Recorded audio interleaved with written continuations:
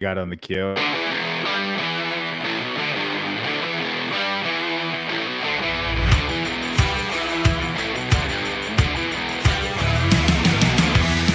Welcome to the Fantasy Football Fanalist Podcast, presented by Fantasy Data. Here's your hosts, Billy Muzio and Bradley Stalder.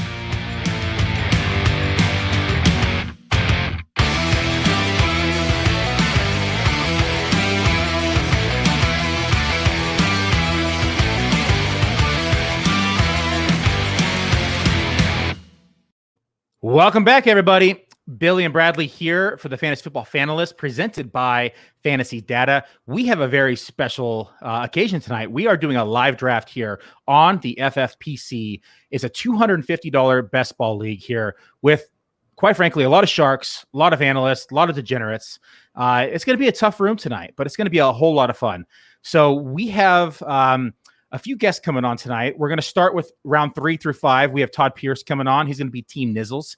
And I will show the board here in a couple minutes. And then round 6 through 8, we have Theo Gremminger coming on from Goat District Podcast. And then we have rounds 9 through 11, we have Tod Kovler coming on. And then we have rounds 12 to 14, Adam Krautwurst coming on. Rounds 15 through 17, Jared Smola. 18 through 20, Abib Agbetoba. God, it got me again, Abib. And then rounds 21 through 23, we have Ryan Poole coming on. Tonight, we're going to be talking about position theory, roster construction, who we like, who we don't like. And yeah, that's it. Bradley, you excited? I'm stoked. The draft is actually underway right now. And Billy, you're pulling it up right now. We are 5 picks in, and we see 4 running backs off the board already. We can start to almost glean some insight into what is 5 running backs off the board. 5 of the first 6 are running back.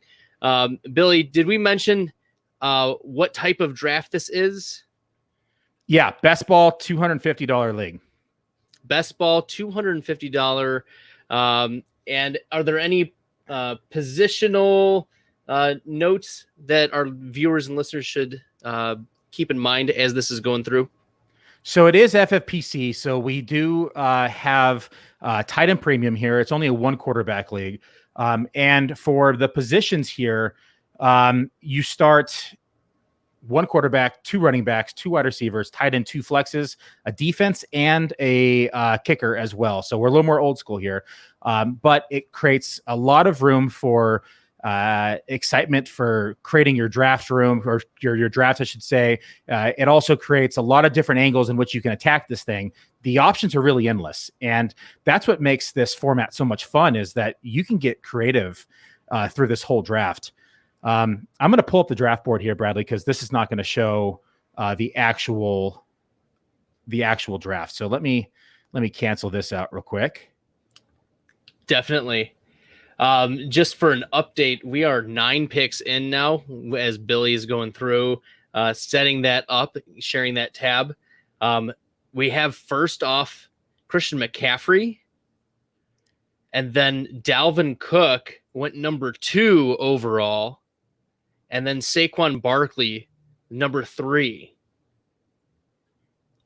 Now, you mentioned this is tight end premium, Billy, so there's a lot of a positional difference here, given how Travis Kelce is compared to all of the other tight ends, and he went number 4.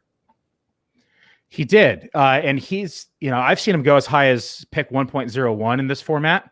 And it's not out of the equation. I mean, it happens pretty frequently. Like, honestly, he's going the top 3 pretty frequently. 4 is usually about as far as I've really seen him slide, with 5, 6 maybe, but I haven't seen him go later than round 7 so far this year. Why is my board not showing? I'm not sure, Billy. But yeah, are you gonna need me to jump on and try it out?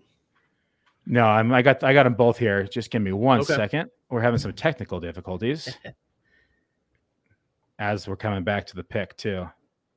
So to give a summary of the first round, we have of the first 12 picks, 9 were running back. Boom. There we go. Oh, yes. And as we can tell, 9 are running backs, 1 wide receiver. The first wide receiver off the board was Tyreek Hill. and 2 tight ends, Darren Waller and, of course, Travis Kelce. Any notable picks in this first round here, Billy, that you're noticing, either strong picks or people you were surprised that slid? No, Darren Waller went a little higher than expected. I'm used to seeing him kind of around that, and not much though. I'm used to seeing him between like 1.10 to 2.02 on average is what I'm seeing now here. I have been noticing a trend though in these drafts of seeing him start to go ahead of George Kittle. So I've noticed George Kittle starting to fall a bit. I saw George Kittle in a draft that I'm in. We're only in like round 11 that I shared the screen with you this afternoon. And George Kittle fell to like 2.10, which was a pretty far fall. It is. And I think that there's just, people are just concerned with the quarterback, who's going to start, when it's going to happen. And also all the weapons coming back. I mean, we have a healthy team here. You have Deebo Samuel, you have Ayuk, Kittle's there, of course, and you have the full running back stable now for the Niners. And on top of all the quarterback uncertainty and what's going to happen at the position, I think it's rightfully deemed so. So there was a report coming out of San Francisco today about how they may use Trey Lance as a Taysom Hill gadget player to start the season. How does that make you feel initially? It makes me hate Taysom Hill even more, because that's where all this is coming from. And I would hate to see this happen to my Niners. I don't want any Taysom Hill inspired plays happening. No, it just doesn't. I think it siphons away any fantasy value from everyone else. And it also secures Jimmy Garoppolo as your quarterback, and you don't want that. You want Trey Lance running around, especially if you're drafting in Dynasty. You want immediate impact. You don't want your 1.03 in Superflex or wherever he's going, 1.04 to be useless. So, okay. We've seen a lot of running backs go off the board. 10, 11, 12, 13. DeAndre Swift, 13th running back off the board. Too early, too late, right spot on DeAndre Swift. It's about the right spot. It's where he's going, is middle around 2 pretty frequently. I've seen it slip to 3 once or twice, but have not seen him slip a lot. And as we've seen more happen with this Bengals offense, Joe Mixon just went off the board here and that's been kind of more of a recurring theme. Also, he's kind of jumped from round 3 to round 2 as of late as well. I've changed my tune recently about Joe Mixon, and I'm starting to build up steam of going all in on Joe Mixon for 2021. It's a scary thought, trusting the Bengals, but here we are. And for those of you who don't know, Bradley was like the anti Joe Mixon fantasy. What's the word here I'm looking for? If there's the truther, there's an opposite of a truther. And I was that last year. Oh man, AJ Brown off the board. That's who I was hoping we could keep our eye on. I was hoping he'd slip here. Yeah. Damn okay, you, Billy, Theo. we've got one more pick before ours. Who are a couple players that are on our list? I like Justin Jefferson here. We just got goes. Perfect. Todd heard me. Thank you, Todd. I like I like DK. I like Calvin here. I hate DK. But, I know you do. We can go Calvin, or is it too early for Mahomes? Yeah, no, I'm not taking Mahomes. I think Calvin Ridley. Yeah, I'm going to wait because we got 30 seconds here to think about the next pick too, because we're back to back here. So, but I don't want to escape this without a running back either. And no, looking it at gets this ugly list, fast. I'm thinking Clyde Edwards-Helaire. Yeah, I would have taken David Montgomery. Clyde. I like Clyde Edwards. I would say, so we're going to take our first pick here. We'll take Calvin Ridley. Yep. Normally, up until this last couple weeks where Miles Sanders has just been kind of beaten around with them adding another couple running backs to this backfield, this was my go-to pick around this area between like 3.02 to 3.06. And Clyde But here is, I think, at running back 16, the right price too. yeah, I think so too. And we have to think that last year was probably his floor. I would assume moving in 2021. I expect bigger things for Clyde Edwards-Helaire here. So we're gonna lock it in, and then we're You're gonna not scared of Jerick McKinnon? No, we are not. So let's lock in CEH here, and then let's get Todd on, and we'll give Todd a nice welcome here. We're gonna do it right as he's picking, so he has to get flustered too. So here he is. He's on the clock. I knew that was coming up. So everybody, this is Todd, aka the Nizzles. He's drafting from the number 2 hole here, and Todd's worked on Wall Street for 12 years. He was an avid poker player. He played in a trio of World Series of Poker events. He's a best ball degenerate, or like I like to say. He probably uses a different word, but he's in about 50 to 100 best ball leagues annually, and he has a pretty high level of success here. So Todd, how you liking the draft so far? Anything out of the norm for the first couple rounds for you? Hey guys, thanks for having me on. This is a blast. Yeah, I mean, at the end of the day, I was gonna give. I was targeting AJ Brown, which I'm sure was probably on your board as well. I saw him with one spot left to go, and thought there might be that outside chance, but yeah, walking in that first running back, it seems a little easier from the early part of the draft, obviously, to get that kind of one slam dunk that you guys are fortunate enough to get as well. So happy to have at least the one running back up top, and then look for the ascension in Justin Jefferson, DK Metcalf in the next year 2, year 3 sort of thing. So normally I like to ask people, who are your top favorite 10 picks, but since we're still in the top 10 rounds, who are some of your favorite targets here through the first 3 rounds? So in the drafts I've done so far, I've probably done, I don't know, maybe 25 drafts or 30 drafts, something like that. Sort of for value while they were there, certainly Zeke, as he was kind of in the early second there for a while. Offensive line's going to get healthy. Obviously you get Dak back, and people just have such a short-term memory from, what happened last year. But if you look at the start of last year before Dak got hurt, Zeke's games were perfectly fine, especially when the line was healthy. So definitely have, a decent amount of Zeke. I've started to pick up some Waller. Sometimes he lasts towards, the 11 or the 12 spot. And occasionally you can double tap tight end there, which is kind of an interesting strategy because it takes them both out of the queue. Other than that, certainly Joe Mixon. I think Joe Mixon and Miles Sanders I was kind of going after for a while because they were going in that early third. So if you had that slam dunk running back in the 2 or the 3 spot, you could come back and get one of those guys in the 3rd round, which I really like the setup there. Yeah, it's always fun to see us early drafters get affected by camp news and the draft, and sometimes it really pans out. Like last year, I was talking to Bradley, and we were able to get Rojo in rounds 13, 14 in some scenarios in early drafts. And then he started creeping up in like 9, 10, 11 range and kind of settled back down after the Leonard Fournette trade that happened, or not trade, I should say pickup that happened.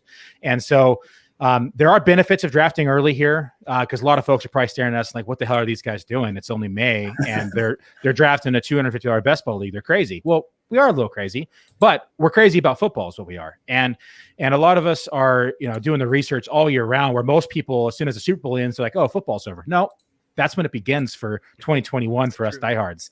And, so we've been doing months and months of research on players and moving spots in the draft and seeing what's happening and how things unfold. So it may seem crazy to some, but for us, this is just the norm. And that's why we're having fun. We're here in May doing a best ball draft with some of the best in the business. And so something I forgot to ask earlier, you're drafting out of the 2 hole here. So what do you like to do here? Do you like the 2 hole? Do you not like the 2 hole? What's your favorite draft position this year? I mean, always it's going to be one of those top 3 for sure. Assuming, obviously that these guys wouldn't get injured like what happened last year. But it just makes it so much easier because you can you can still get that quality running back a lot of times in the third. And as I say that, you look in this draft, and obviously it's some pretty sharp people, so the running backs went off early. But typically I like it because you can pick off one of the top wide receivers, which really could go, from year to year, they could go anywhere from middle of the first round to call it anywhere to late in the second round. I mean, A.J. Brown next year could be a late first rounder, mid first rounder even. So I like being able to do that.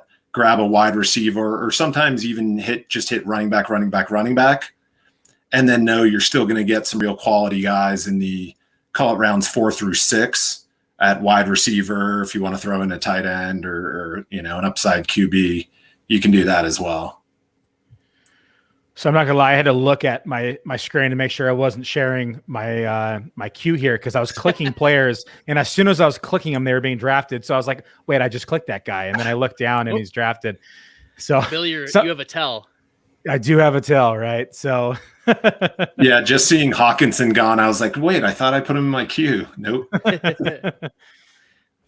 Part of Billy's heart hurt that he can't draft TJ Hawkinson now, but oh man, I love TJ Hawkinson. So a couple interesting builds I just want to look at first. At the 12 spot, 4 straight wide receivers, and 2 of them are Dallas Cowboys. Initial thoughts on those. I mean, certainly you can see the strat of what he's trying to do. I mean, best of luck that Dak would make it all the way back, but I still like it. One or two of those guys is probably going to hit almost every game. So you pretty much lock it in, and then you get probably 2 of the top guys in the league in targets. What do you think, Billy? I mean, I like it. Ryan's going 0 running back here. He's going to probably pick up some PPR comedies later. I do like the beginning build. He's got a very strong wide receiver core. He's already got his 2 wide receiver positions and his flex positions filled out, and he's able to rotate them through depending upon what he's able to pick up later as well, to see if has some value that he's able to land later in the draft. So I really do like Ryan's build here at 12, and I like the Dallas Cowboys stack. A lot of people are concerned this year about Dallas and their defense improving. And Bradley and I have kind of talked about this in our show, and I don't think it's improved enough to really matter, quite frankly. I think it has improved, but I don't think we're going to see 500 yard games as frequently as we saw, or 400-yard games, I should say, as frequently as we saw with the Cowboys, or the attempts that we saw. But I do think we're going to see a lot of offense from this team, and Dax looks like he's coming back healthy. So I'm going to stop talking because I'm picking up here in 2 seconds. So there goes another one of my guys. Oops. Yeah, probably got to draft somebody here. All right, Bradley. So we're coming around the turn here. I have my eye here on Chris Godwin. Godwin is good. Hashtag good. And prior to Jamar Chase being drafted with the Bengals here, I was kind of going around the turn grabbing T. Higgins here, but I'm not as comfortable taking him as early as I was now. Well, Antonio Brown re-signed. Rob Gronkowski re-signed. We're on the clock, and I'm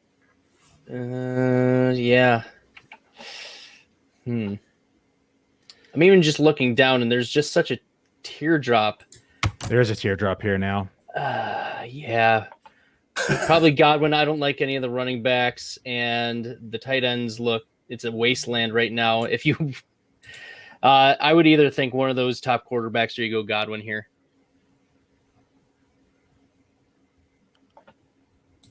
Well, we were back to back, so we have 2 picks here. I think Godwin's one of the answers for sure. I'm deciding if I want to take a quarterback early here. Do you believe Lamar Jackson is going to level back up this year with the drafting I think he of will. Bateman and Wallace? I like the rushing floor as well, which is what I only reason I'm drafting Lamar. His 6% touchdown rate in 2019 was a fluke. That was 9%, but I think 9%, even if it's back to 6%, it's fine.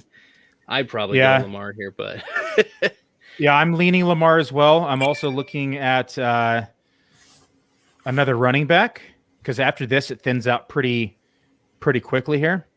I think there's still a lot of value in running back. There is value, but I think there's one on here in particular that I like. But I agree. I think we go Lamar here. I just think I'm okay with kind of the next 3 to 4 running backs, and I'm okay with the next 3 to 4 wide receivers. And then tight end, I think there's a teardrop after Mark Andrews was drafted. Yeah, it's too bad TJ Hawkinson didn't come back to you here, Billy. Yeah, I would have smashed TJ Hawkinson.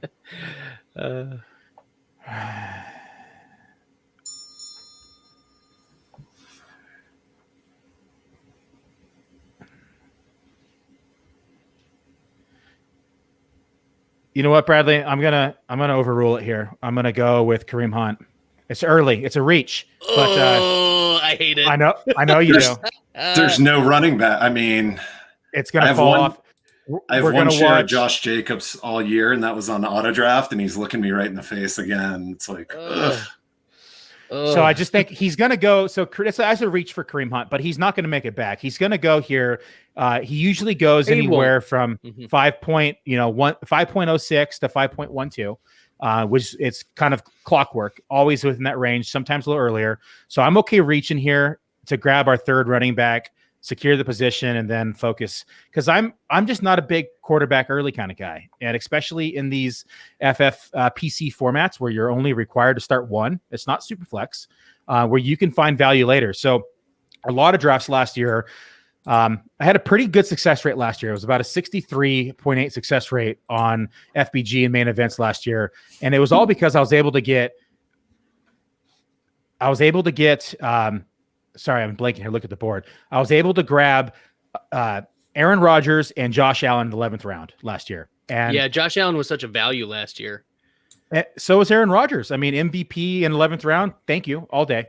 I got Josh Allen in my home league, not high stakes, just the regular home league, as the 22nd quarterback off the board last year. Like, yeah, that's what won me the championship in that league. So, well, Todd, as we're nearing the end of round 5 here, I do want to say thank you for coming on. Yeah. Is there anything you want to add last minute? Any plugs? You got anything here? No, I mean, this is it's great. I mean, it's a ton of fun being in, seeing what some of the best minds in the in the industry are going to be doing in these drafts. You see these guys in the drafts day in, day out, and it's just a lot of fun, and hopefully, get a chance to see some of you guys either out in Vegas or at one of the other events, later this year. So awesome stuff. Thanks for having me on, guys.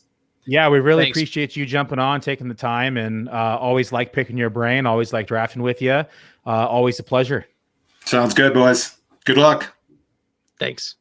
So next we have coming on here, let me pull up the show sheet. We have Theo Gremminger coming on, and I think that was just him right there. It was. Let's go ahead and add him a little early. Theo, how's it going? It's going well. It's a great start to the draft. Thanks for joining us. For everybody here who's watching, Theo is with Goat District Pod, and he writes for Breakout Finder as well as Player Profile. He was NFFC Silver Bullet runner-up and #1 in combined standings in 2019 for the NFFC. So for all of us FFPC folks, do you want to walk people through what the NFFC is? So I play both formats. NFFC's a little more wide receiver heavy. It's got the 3 wide receiver start, and it's also 1 point for tight end. No tight end premium. But you see a lot of the same players in both formats. They're both very competitive, and I love them both. So how does your brain work switching back and forth? Do you have to train yourself? I mean, that's a real thing for me. Like when I'm doing best ball drafts and FBG drafts or main event drafts, I have to remind myself what format I'm in. You do the same every time you log in different platforms for NFFC versus FFPC? Yeah, I mean, you get so used to it over the years. It's the waiver wire run is the same night. You're kind of it's more of a, you just get so much in the mix. It becomes like second nature. So I was actually more new to the FFPC. I've been NFFC for years, and last year kind of went pretty deep in the FFPC, and this year as well. So yeah, for me, it's not hard. I think that it's a challenge, but you just have to balance the two formats. Awesome. So you're drafting from the 3-hole. How do you like the 3-hole this year? Do you prefer it? Do you prefer something later in the middle? What's your favorite draft slot? And yeah, I guess what do you prefer? So I somewhat prefer a little bit more in the middle this year. I think you get caught. I was happy to get AJ Brown where I did. I thought he might have gone a couple of picks earlier.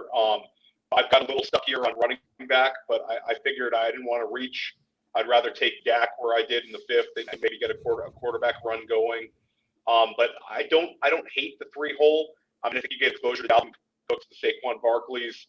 But for me, I'd rather be a little bit more in the second half of the draft, somewhere in that 7-8 hole. I think your build ends up being a little bit better. Yeah, earlier in the year, like when we were drafting in March, it's crazy to say that. When we were drafting in March and April, I really preferred the first 3 picks. And as we're starting to see the draft and kind of some shifts inside the league, I agree with you. I prefer more of that like 5 to 8 range. Yeah, I mean it should open you up for one of the top tight ends if you want to go that route. And both my guys went off. I got to quickly make my pick here. Yeah, do your thing. Yeah, Billy, Noah Fant went off. I saw. He was on my my queue here. If he wasn't, I'd have questions. It's amazing, even though it's early in the year, how often you get snaked in these drafts. Just 1 pick before, 2 picks before. Mm-hmm. Guys are so sharp in this format. It really is.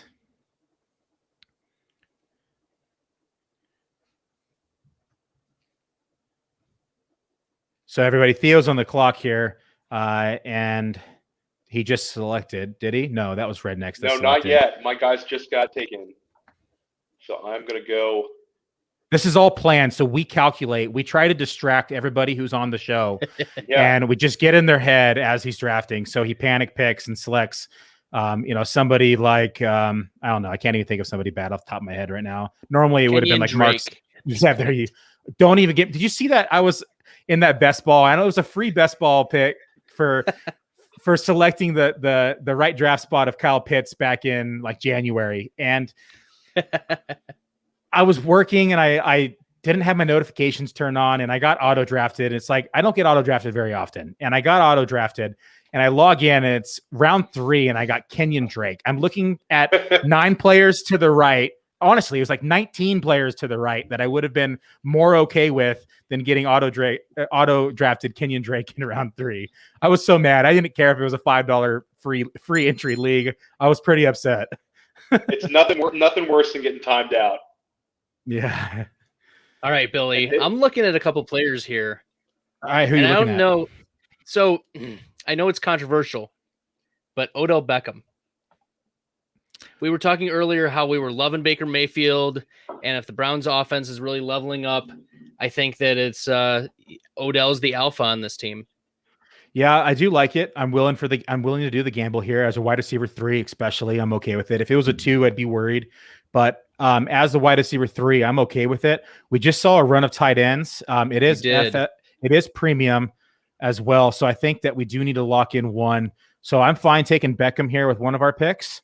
And quite frankly, I like Gesicki as our second. Oh, I hate Gesicki. What are you doing? I know you do. But I normally would take Tanyan, but I think with all the Aaron Rodgers news that's happening right now, I'm just a little bit more concerned with it. Maybe. Yeah. Okay. Oh my God. Did you just pick Russell Wilson? I know I got auto drafted. That's amazing. Sweet. No. So you just talked about the auto drafting. No. Okay. All right. Well, now we have a quarterback.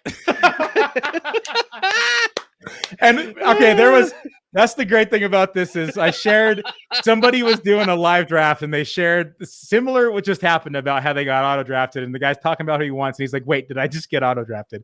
And I responded, I shared it to the whole group and said, hopefully this isn't me on Friday. And here we are. I got auto drafted. Well, you could have done worse, Russell Wilson. It could have been like James Robinson right there. So Yeah, I'm actually happy I had a Q. Or Kenyon Drake. Yes. Oh man. So Theo, why don't you tell us a little bit about your involvement with the different sites you work with and what you do? So I'm doing the waiver wire column on Player Profiler this year, and I have 2 of the team previews on Player Profiler, and I'm kind of doing articles pretty frequently on both sites. It's a great place they do a great job with content, and I'm happy to have my stuff on there. I just did a draft winners article on Player Profiler that was pretty good, and I'm on the clock now, so I'm going to pause. Yeah, don't get auto drafted like I did. No, I'm in Billy, need of a tight end, and I'm going to go with one that I think could be a breakout this year that I like a lot in Herb Smith. Might be a little early for some, but I like Herb Smith here. You mean the backup to Tyler Conklin? There you go. The fear of the Tyler Conklin taking over the Kyle Rudolph role. There you go. But no, I like Herb. It's in year 3. It's time for Herb. And I had some Herbs in some dynasty. I actually made a trade for him today, and I'm going all in on Herb Smith. He's a tight end 1 this year, and I'm happy to get him here. So I'm happy this is best ball because I'm really not liking where we're at in the tight end landscape right now, Bradley. But if this was FBG, Robert Tonyan is still there. My boy Robert Tonyan is still there. Yeah, there's a lot of names still there, but I think that if this was FBG, I'm taking a tight end before round 6 every single time. Anthony Ferkser is still out there. I shouldn't have spoken that into existence, but yeah, you should just not list names. He who shall not be named is out there. that tight end, right? Yeah, tight end. So we see. Those football guys drafts, I think you've nailed it this year. It's just such an asset to have one of those top guys on an FFPC build. You look at like where Mark Andrews is going. Last year he was going in the late 2nd, early 3rd, and this year you're getting him in the 4th or 5th. I saw a couple of football guys where he landed in that area. I think he's great value. Pitts is interesting to see where he's going to settle in. I think it might be a little different come August time. But Hawkinson and Andrews, to me, are the 2 best values among tight ends. Yeah, and Bradley knows my love for TJ Hawkinson. In Dynasty, we were talking backstage here, Theo, you and I were, and what was it, about 17 leagues, Bradley, that I went off in just one night on a flurry and acquired Hawkinson about 17 leagues in one day. And yeah, I started getting Billy messages. Actually traded. Like it was, he has a reputation in many of the leagues of not trading. And so for him to not only trade, but in like all of the leagues, I was like, what is going on? Then I noticed, TJ Hawkinson is involved in every one of these deals. He must know something. And so it's a good guy to trade for. Yeah. And it was probably about like week 6 last year. And I started getting messages. Why are you trading for TJ Hawkinson in every league? And I said, look at the wide receivers that are on the roster. Look at who signed through 2020. And it may be TJ Hawkinson as the number 1 in this offense in 2021. I said, I'm gambling and going to assume they don't re-sign Golladay. And if they do re-sign Golladay, at worst case scenario, TJ Hawkinson is the number 2 weapon in this offense.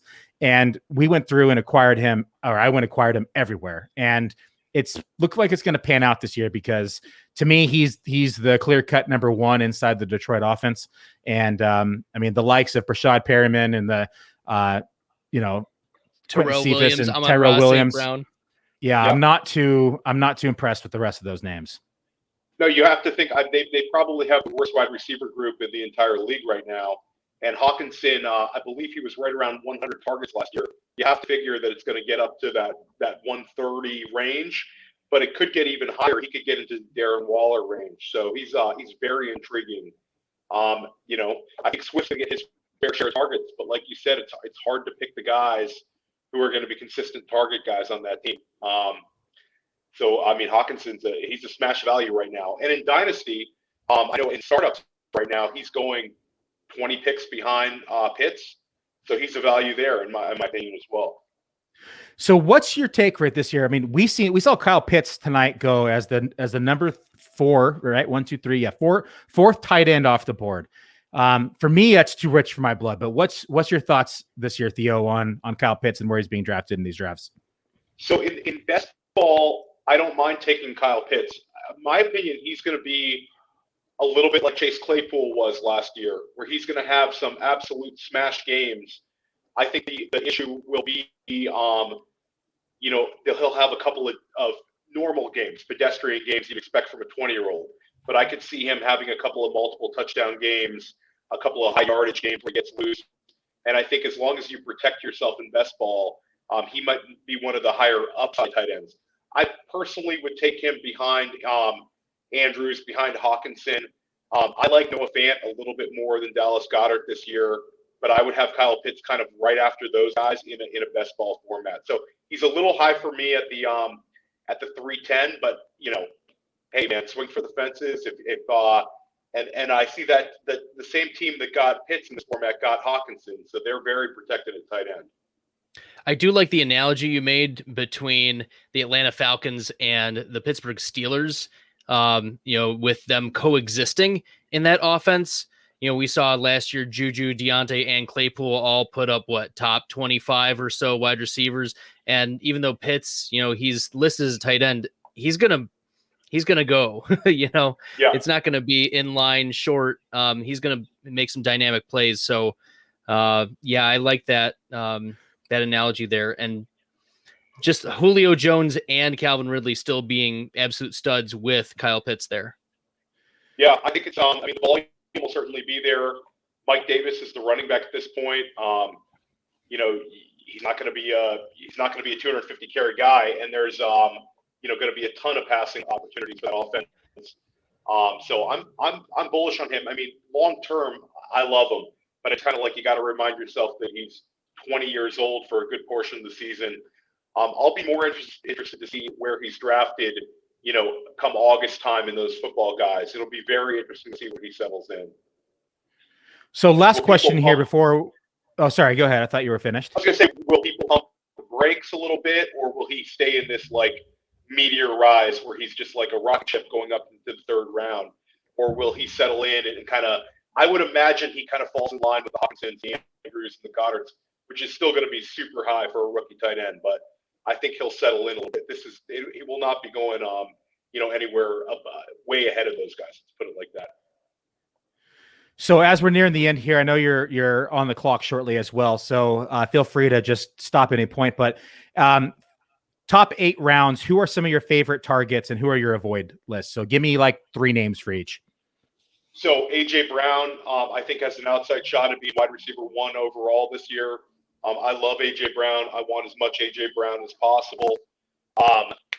I like the value of where Amari Cooper is going. I think that with Dak back, I think I've seen him go a little bit later. I like your pick of Clyde Edwards-Helaire. I think he's a nice post-type sleeper. I mean, to think you would have had to spend the 6th overall pick to get him last season, and I believe you got him at 25. I thought that was great. And then a little further down the board, I think T. Higgins is going to take a nice slide because Jamar Chase was drafted. But I think I'm on the clock here, guys. Give me 1 second. Yeah, I'll pick off on T. Higgins there. So people forget how many targets last year AJ Green had. He had, 104. 104, thank you. I was going to say 106. So he had 104 targets last year. And that's a lot of targets to go around, even if under a 50% reception rate too. That is so bad. So, but even him with and somebody Judy were the Chase only wide receivers with that. Yeah, I'm not a big Judy fan either. So who are your 3 avoids then, Theo? Josh Jacobs. I think that there's not going to be a whole lot of drafts where I walk away with Josh Jacobs. I mean, in this draft at the 502, you kind of talk yourself into it, but I think he's a back end running back too, and he'll be drafted like that. I won't have too much Josh Jacobs. David Montgomery is an interesting player. I think in a sharp room like this, he's going to go somewhere where you might take him. But he'll go in some late rounds. He will not be for me this year. I think that he had about as good of a finish of the season as we could see, and a lot of his stats came from the back last 4 or 5 games of the season. And then in terms of avoids, it's kind of hard to pick too many. I'll say this: I think you get a lot of trouble with the dead zone running backs this year. I think there's a lot of these guys getting pushed up: the Myles Gaskins, the Chase Edmonds, the Mike Davises of the world. those kind of guys I won't have a whole lot of. I'm going to go running back early and most likely, but I'll take a couple shots on those guys, but I don't want to be too exposed to them. All right, Bradley. So I'm taking a gamble here You went Tunyon. On Tunyon. I want to double tap this position here. Firkser, give me the Firk baby, Firk daddy. I am not even going to draft Firkser this early. Not even close. Oh my god. Who else is going to catch passes for the Tennessee Titans? AJ Brown, and 30%, 30% plus target share. But someone else has to catch passes. Corey Davis is gone. Des Fitzpatrick. He wasn't even in PFF's profiler draft guide. Okay, let's be real. And Josh Reynolds. There's no one else. Anthony Firkser is going to be the guy here. So we have 15 seconds here. Pick Hunter Henry. Oh, that's so gross. But okay. I do. Actually, I have Firkser as a top 12 tight end, but we're going to take our second quarterback because you need 3 in this format. So we're going to go with the Godwin stack here. We're going to grab Brady. There's the deal. I mean, he was a quarterback 1 last year. He was. So to be able to lock in arguably 2 quarterback 1s for 2021, when you need 3 in this format, Brady was ball. Consistent, and they threw it a lot. He threw the ball a ton. And I do like the best ball. I like the stack here that we have with Godwin. Mm-hmm. We may have to consider a deep stack with the wide receivers since Lockett and if we go late tight end, maybe Everett or maybe Eskridge. All right, Theo. Well, it was a pleasure drafting with you, buddy. I'm going to get we have Todd coming on next. So is there any plugs you want to get before you're out of here? No, you can look for my writing on Player Profiler and Breakout Finder, and you can find me on the Goat District podcast. This was a blast, guys, and a good luck to the rest of the draft, all right? Thanks. You, Theo. Appreciate you, buddy. Enjoy your weekend. Take care. Okay, so next we have here is we just have Todd joining us now. And Todd is a Circa Survivor Million winner. This guy is when you talk about best ball, high stakes, next. DFS, there isn't a person in this industry that isn't aware of Todd. I mean, so he's $20,000 winner best ball on FFPC last year. This dude's racking in 6-figure winnings on DFS every single year. He's a sports gambler and a football fanatic.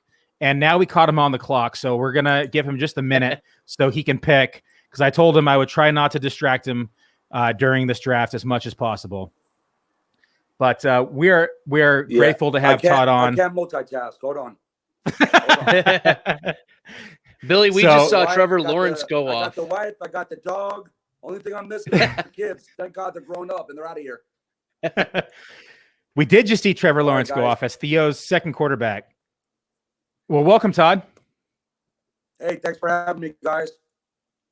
So Todd is what I consider a best ball expert. I mean, he's one of the guys in here that I like to bounce ideas off. We're texting each other late at night. We're degenerates like that. But Todd, why don't you walk us through your build here?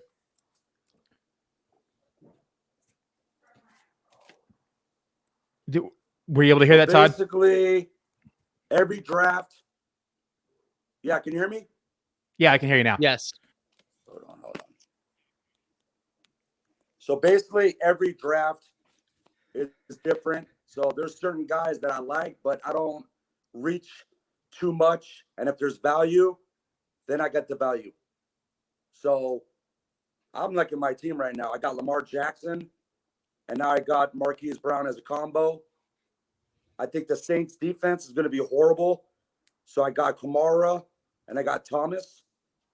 I think by having Stafford as an upgrade over Goff, I think Cooper Kupp's good. And I think Darnold having a rapport with Robbie Anderson, I like that. So as we're nearing the end of round 9 here, who are some of your favorite targets in the first 9 rounds? And who are some of your players that you're avoiding at all cost? Well, since the draft happened, there's a lot of guys that I don't like because now there's just extra bodies for those certain positions. So definitely it messes up the value or certain guys that are not going to be bell cows or getting the rock as much. You want me to name can you give me or? three names? Yeah, 3 names in the top 9 rounds that you are leaving most of your drafts with, and 3 names who you're avoiding. Just in the top 9, so Yep. you're not giving away your strategy. First 9 rounds, right? Yep. Pitts, don't like a tight end that low or that high, however you want to see it. I don't like it because there's a lot of weapons on that team anyway, and he's a rookie. So I'm not buying the hype on that. I'm definitely off of him. Let me look at the board real quick. Let's see. Hold on. I like all the Cowboys receivers because I think if Dak plays like he did last year before the injury, I think all those receivers are going to eat.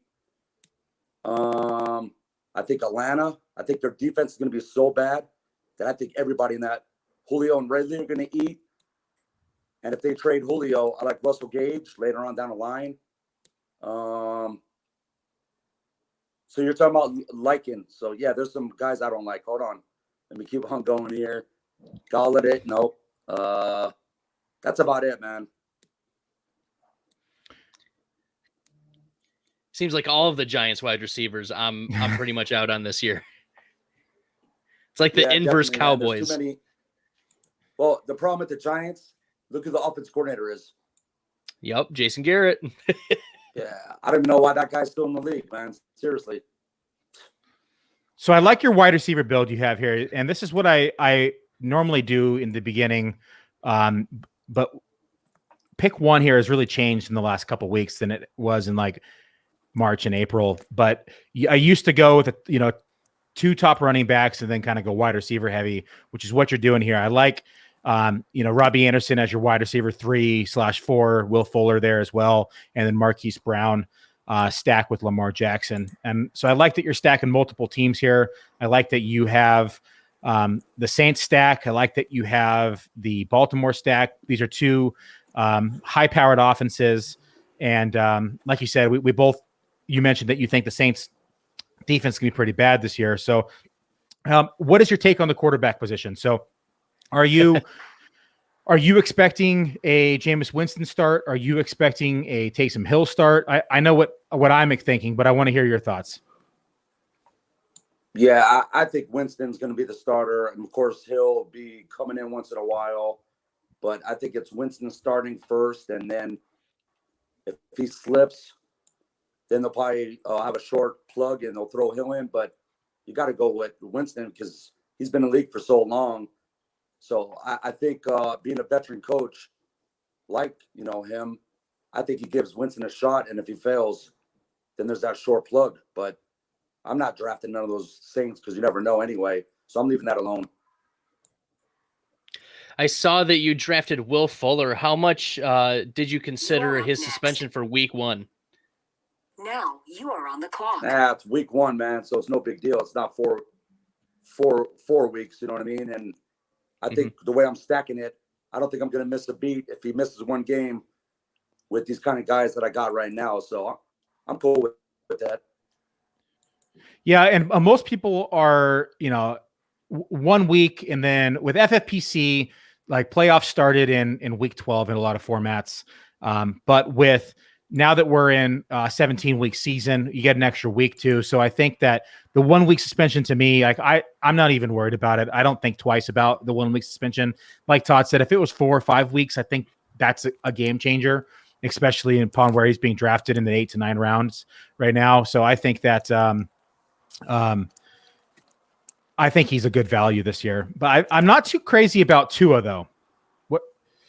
So I see you took Tua here. You stacked another wide receiver and quarterback position. Are you hot on Tua? No, I'm not hot on him, but with those weapons, second year away from that injury he had in college, more familiar with the offense, I think we'll be better than last year. But as my number 2 quarterback, I'm cool with that because Lamar is going to be balling every week. So really, I just need Tua or another quarterback, probably to fill in. But I think Lamar Jackson's upside, especially after last year, that's going to be definitely a bounce back.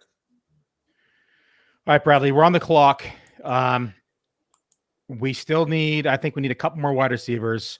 I'm looking at Michael Gallup here, possibly. I like Michael Gallup too. So Michael Gallup is on the list.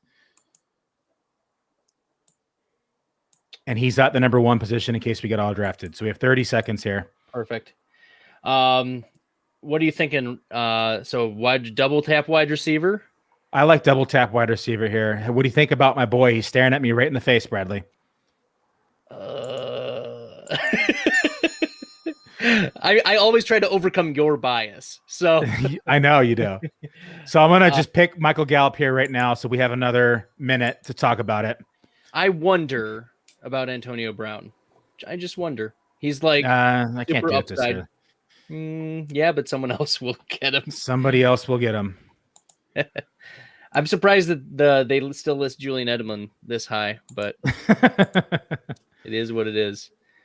We'll indulge you here, Billy. You can go Corey Davis, I suppose. I do like my Corey Davis. You know how I feel about him. As long as we get Frickser later. All right. Let's see here. All right, we're going to do it. Back to the Nizzles now. We've been sniped quite a bit in this draft. We really have. Lots of our Q just plucked. Like off the top every single time we come around the corner. Like I had Jarvis Landry on my list. I wanted to get the stack with Kareem Hunt and Odell Beckham. I really thought he was going to make it back. You are up next. It's a pretty tough room here. Oh, getting Ryan Fitzpatrick stack with Curtis Samuel. That's pretty nice.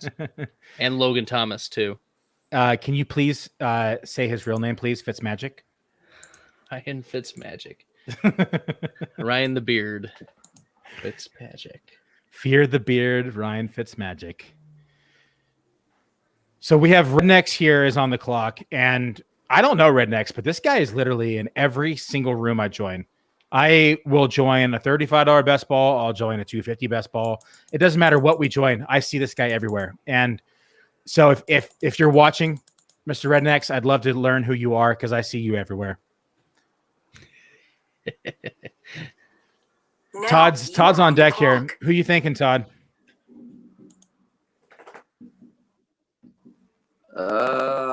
Antonio Brown. Bradley's looking at me like, Maybe I told Antonio you should have Brown. taken him. I told you, Billy. As long as he doesn't beat up women and rape people and all that other good stuff. Yep. Let me see. Don't want to get in trouble here. Hold on. Oh. Let's see. God, these running backs are horrible. Yeah, it really falls off after round 5. I'm just like, there's a lot of them that I'm really okay with at any point. I'm on a podcast. I know. I have to call the hospital.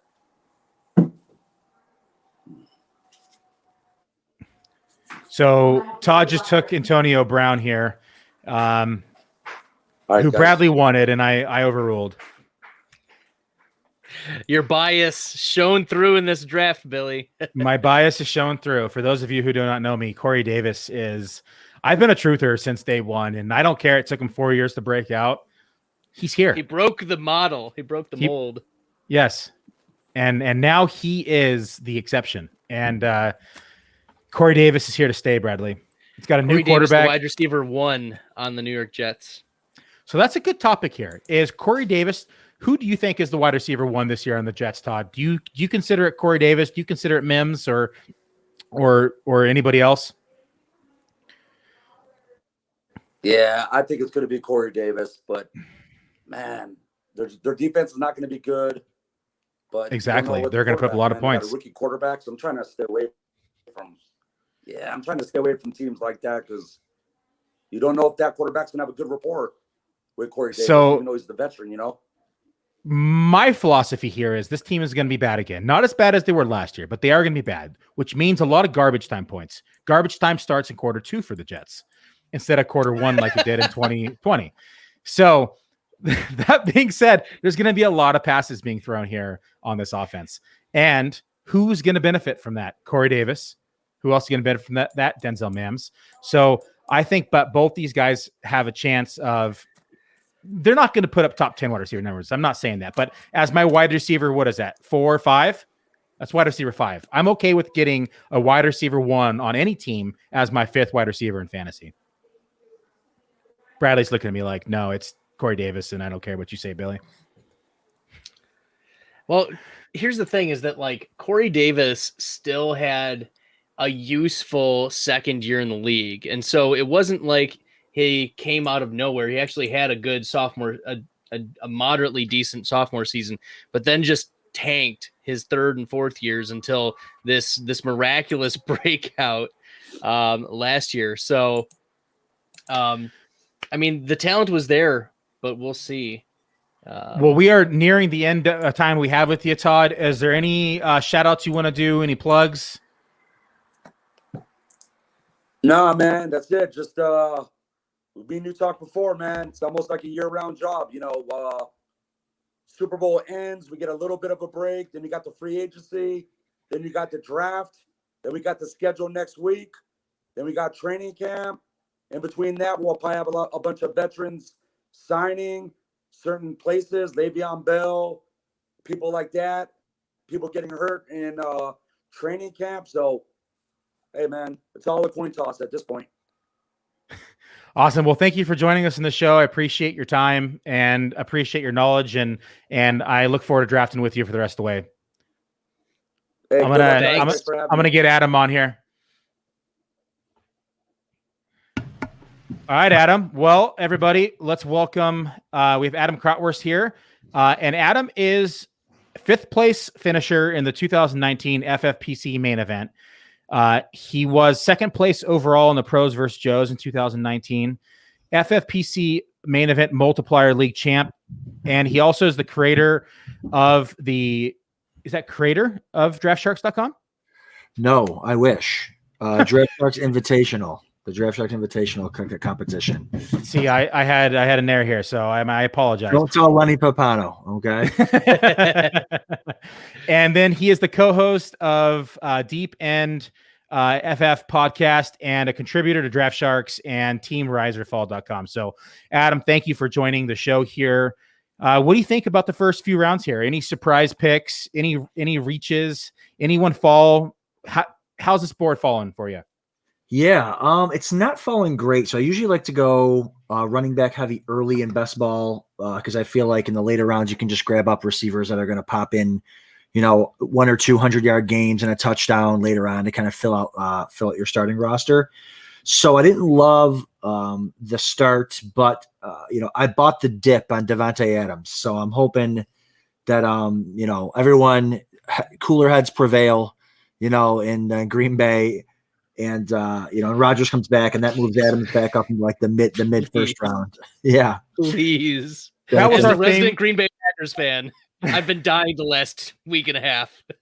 That was ours, and that was our same philosophy with taking Tunyon. We said, we're not happy with him as our tight end 1, but if Rodgers does come back, that's a steal in round 8, I think. So, as we're now past round 10, who are your 3 favorite targets in the first, or who are your top 3 favorite targets in the top 10 rounds, and who are your top 3 avoid lists? Yeah, so man, Smola just sniped me. I'm gonna have to go strangle him in a second here.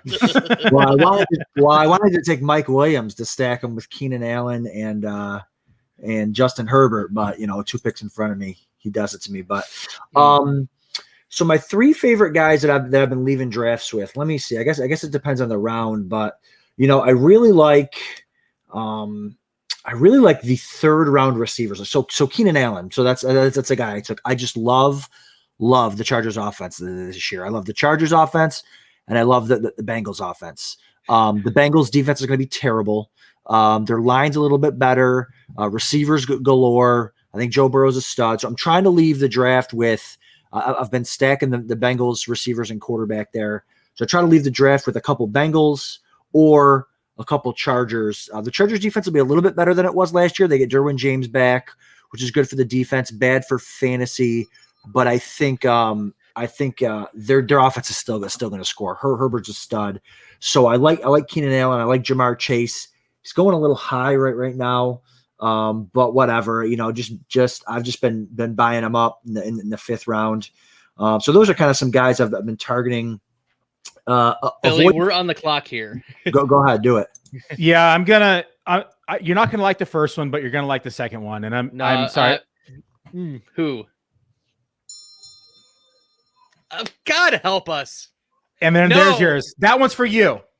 God, please, no. Oh. I really hate Austin Hooper. I mean, I did it for the stack. I'm not crazy about Austin Hooper, but here we have So we have Hooper now. Months. We have Hunt. We have Beckham. We've locked in a touchdown almost every single week. God help us if Jarvis Landry has 3 touchdowns one week. But that being said, I think we have a pretty good build for the Brown stack. I think the Browns are going to be really good this year. I do. I think so too. So what was it? 19 when Odell Beckham signed with them? They were hype train galore. Was it 19 that Odell Beckham signed, or was it 18? I think it was 19. So thank you. Okay, so he signed hype train galore. Everyone was on the Browns. It didn't happen. I think this is the year. I do. I think they're going to have a really good season. I think their defense is good. Their offense is still good. So we've talked off air all the time about Baker, and I really like what this offense is going to be doing this year. I just don't like Austin Hooper. There are three viable tight ends. Like Harrison Bryant was a stud tight end in college. David Njoku was a top 10 tight end previously. And Austin Hooper, what was he, tight end 21 or something last season? Like, he just lacks upside. So, yeah. We got him as, what is that? Is that 22nd off the board? Is that what that is? 1, 2, 3, 4, 5, yeah, 6, but 7. you did make up for it with Anthony Ferkser, who I have as a top 12 tight end. That's what I did. I did that for you. I'm not as high on Ferkser as you are, but I did that pick for you. So Adam, tell me here, you're drafting here from the number 7 hole. Do you like the 7 hole this year? Do you not like it? Where's your favorite spot to draft from this year? Yeah, I don't mind 7 at all. Again, I draft differently with best ball than I do. So like if this was a football guys or a main event, I would love the fact that I was able to get Adams and Keenan Allen in the 2nd and 3rd. I like to take running backs early in best ball, so I don't love it as much here. But I want to get, so my running back tier probably ends at like Zeke Elliott. So if I can get to pick 8 or 9 and get Zeke or somewhere in there, and then come back around and get like an Austin Eckler, or usually I get like Stephon Diggs, or Adams has been falling recently. So he's the guy I've been, like I said, I've been getting him now because I think when Aaron Rodgers comes back, I think Adams will be back up in the mid-1st round. So now's the time to get him as your 2nd round pick. So yeah, I don't mind picking 7th. I haven't had any. I've had like 1 top 3 pick, so I don't really know how that feels yet. But yeah, so I don't mind 7 as long as I can get one of those top tier or 2nd tier running backs. Aaron Jones is kind of making his way up there for me too, so I guess I could add him to the back end of the 1st round. But I see Cam Akers there. I just can't take Cam Akers over Aaron Jones. What's your guys' thoughts on Cam Akers going at the end of the 1st? I won't take Cam Akers even at the end of the 2nd. I do not like Cam Akers. He is my number 1 most avoided player in 2021. Well, he averaged it up. So he averaged 23.5 carries a game on the final 4 weeks here in 2020. But people forget, Goff had a broken thumb. Henderson was hurt. Malcolm Brown was hurt. He's not going to get that type of volume again. People are drafting him at his absolute ceiling play that he had in 2020. I don't think that happens. The Rams brought in they traded Jared Goff and brought in Stafford because they're going to throw the ball. They're going to sling it. Yeah. They're going to sling the rock. They're not going to run the ball 23 times a game. It's not happening. So you're drafting Cam Akers here ahead of the people like Nick Chubb, Tyreek Hill. I mean, just to name a couple people here. I can't do it either. I can't even do it. I would take over Cam Akers. Aaron Jones, Gibson, even for me. Gibson was used. He sneakily had, 50 targets in the passing game last year. So I think that I just can't take him where he's being drafted. And I'd much rather have almost every player in that second round over Cam Akers. So go ahead, Twitter, attack me. Go ahead. As you mentioned, it doesn't have he doesn't have the passing game upside, the PPR upside. The Rams just didn't utilize the running back in the passing game. We even saw with Darrell Henderson had more involvement, but still not that much. So Cam Akers, yes, is he very talented? Definitely. But the offensive line still isn't amazing. And they're going to be passing the ball a lot more with Matthew Stafford. When Matthew Stafford was on the Lions, what was it? Almost 10 years, something ridiculous, where they hadn't had 100-yard rusher. Like Kerryon Johnson was finally drafted and they got 100 yards out of him. So they're going to pass the ball. Yeah, I completely agree. I also think too, maybe I'm just sour, but I was all in on Higbee last year after he had like a record-setting second half, and the coaching staff just didn't care. He had more targets over his last 5 games in 2019 than he had all year last year. Like, why they just went away from him. So just because Akers lit it up at the second half last year means nothing. It's what are they going to do going into this year? And yeah, I think they're going to throw the ball. So I'm out on Akers at the price that he's going now for sure. So speaking of Higbee, I actually had Higbee in my queue as Ryan took him. What's your thoughts on Higbee this year? So his splits were horrible when he had Gerald Everett on the field or in games with them. But now that Everett's out of the equation and they have Matt Stafford who likes to sling the rock, are you higher on Higbee this year, or is he another one that you're just saying, you know what, he burned me in 2020. I'm just not going back to that well? No, so I'm definitely not higher on him this year than I was last year, but I'm kind of, to me, he's one of those post-hype sleepers where, I was actually going to draft him here in this draft, and I think he went right in front of me. But yeah, I like Higbee's price tag this year for sure. I wish it was where it would have been last year, but I think I was buying him up in the 7th round last year. I'm trying to see where he went in this one. He went he went about a half a round before. Yeah, he Poole sniped him. Okay, gotcha. Yep, there it is. So I mean, I love, because this year, if I don't get one of the top 3 tight ends, I'm just the wait guy. So I waited here. It's the first time I've been able to do this. Hunter Henry. Yeah. So I'm hoping. I mean, their receivers there are garbage. I'm hoping they do the whole Gronkowski, Aaron Hernandez thing from 150 years ago, and I mean they paid them both good money. They didn't pay any good receivers really. So I'm hoping that they go 12 personnel, and I can get a touchdown a week out of one of them. So yeah. So if I'm waiting, hopefully Mac Jones is the quarterback, because if it's Cam Newton, I don't know if you're going to get some passing touchdowns. Yeah, he's going to throw him into the dirt because he's terrible. So, well, we're nearing the end of our time here that we had with you, Adam. We have Jared coming on next. Why don't you give us some plugs? Where can people find you? Do your thing, buddy. Yeah, man. Well, first of all, thanks for having me. This has been a blast. I was excited to do it. I'm glad to see everyone here wanted to put their money where their mouth was, kind of, and come on here and play some fantasy football. That's what we're here for, right? Yeah, you can find me. I do some writing for Draft Sharks. I do a lot of their high stakes draft articles. You can find me at Adam_Krautwurst on Twitter. And I also am co-host of the Deep End FF podcast on Twitter. And what we aim to do there is we aim to bring on fantasy football players, the guys who put the money where their mouth is, who have skin in the game. And we want to ask them all the hard questions about who they like to draft. Because at the end of the day, you can have a million analysts, but if they're not practicing what they preach, I want to hear from the guys who are actually winning $500,000. Abib agreed to come on, so we're going to have him on. Those are the type of guys that we want on. And also we want to ask those guys who they trust. So those are the people we're going to have on too. So I know you guys are on the clock. Billy, yeah, Bradley. I'm thinking Marvin Jones. I'm okay with I like Marvin Jones here. A little early. It's never too early. I'm fine with it. And it did really auto me. Oh my God. About wrong Jones. Oh, it autoed it. It autoed it. What? Jones. How did auto my second pick? I picked the first pick. Come on, FFPC. My job here is complete. Have a good one. Thanks, Adam. Oh my God, we're twice now talking as we're going. Auto drafted third quarterback. It could have been worse. I mean, I guess Mac Jones will probably This is start both some a games. disaster, but also glorious that we got the different M Jones here. Yeah, that's kind of funny. I had Mac Jones as like on the queue, and I moved Marvin Jones up. I clicked him and drafted him. It shows it's not auto drafted. So Bradley, in FFPC, the asterisk is auto draft. So we selected and then it auto drafted. All right, Adam. Well, thanks for joining, buddy. We appreciate you. I'm going to get Jared in here. Thanks, guys. Thanks.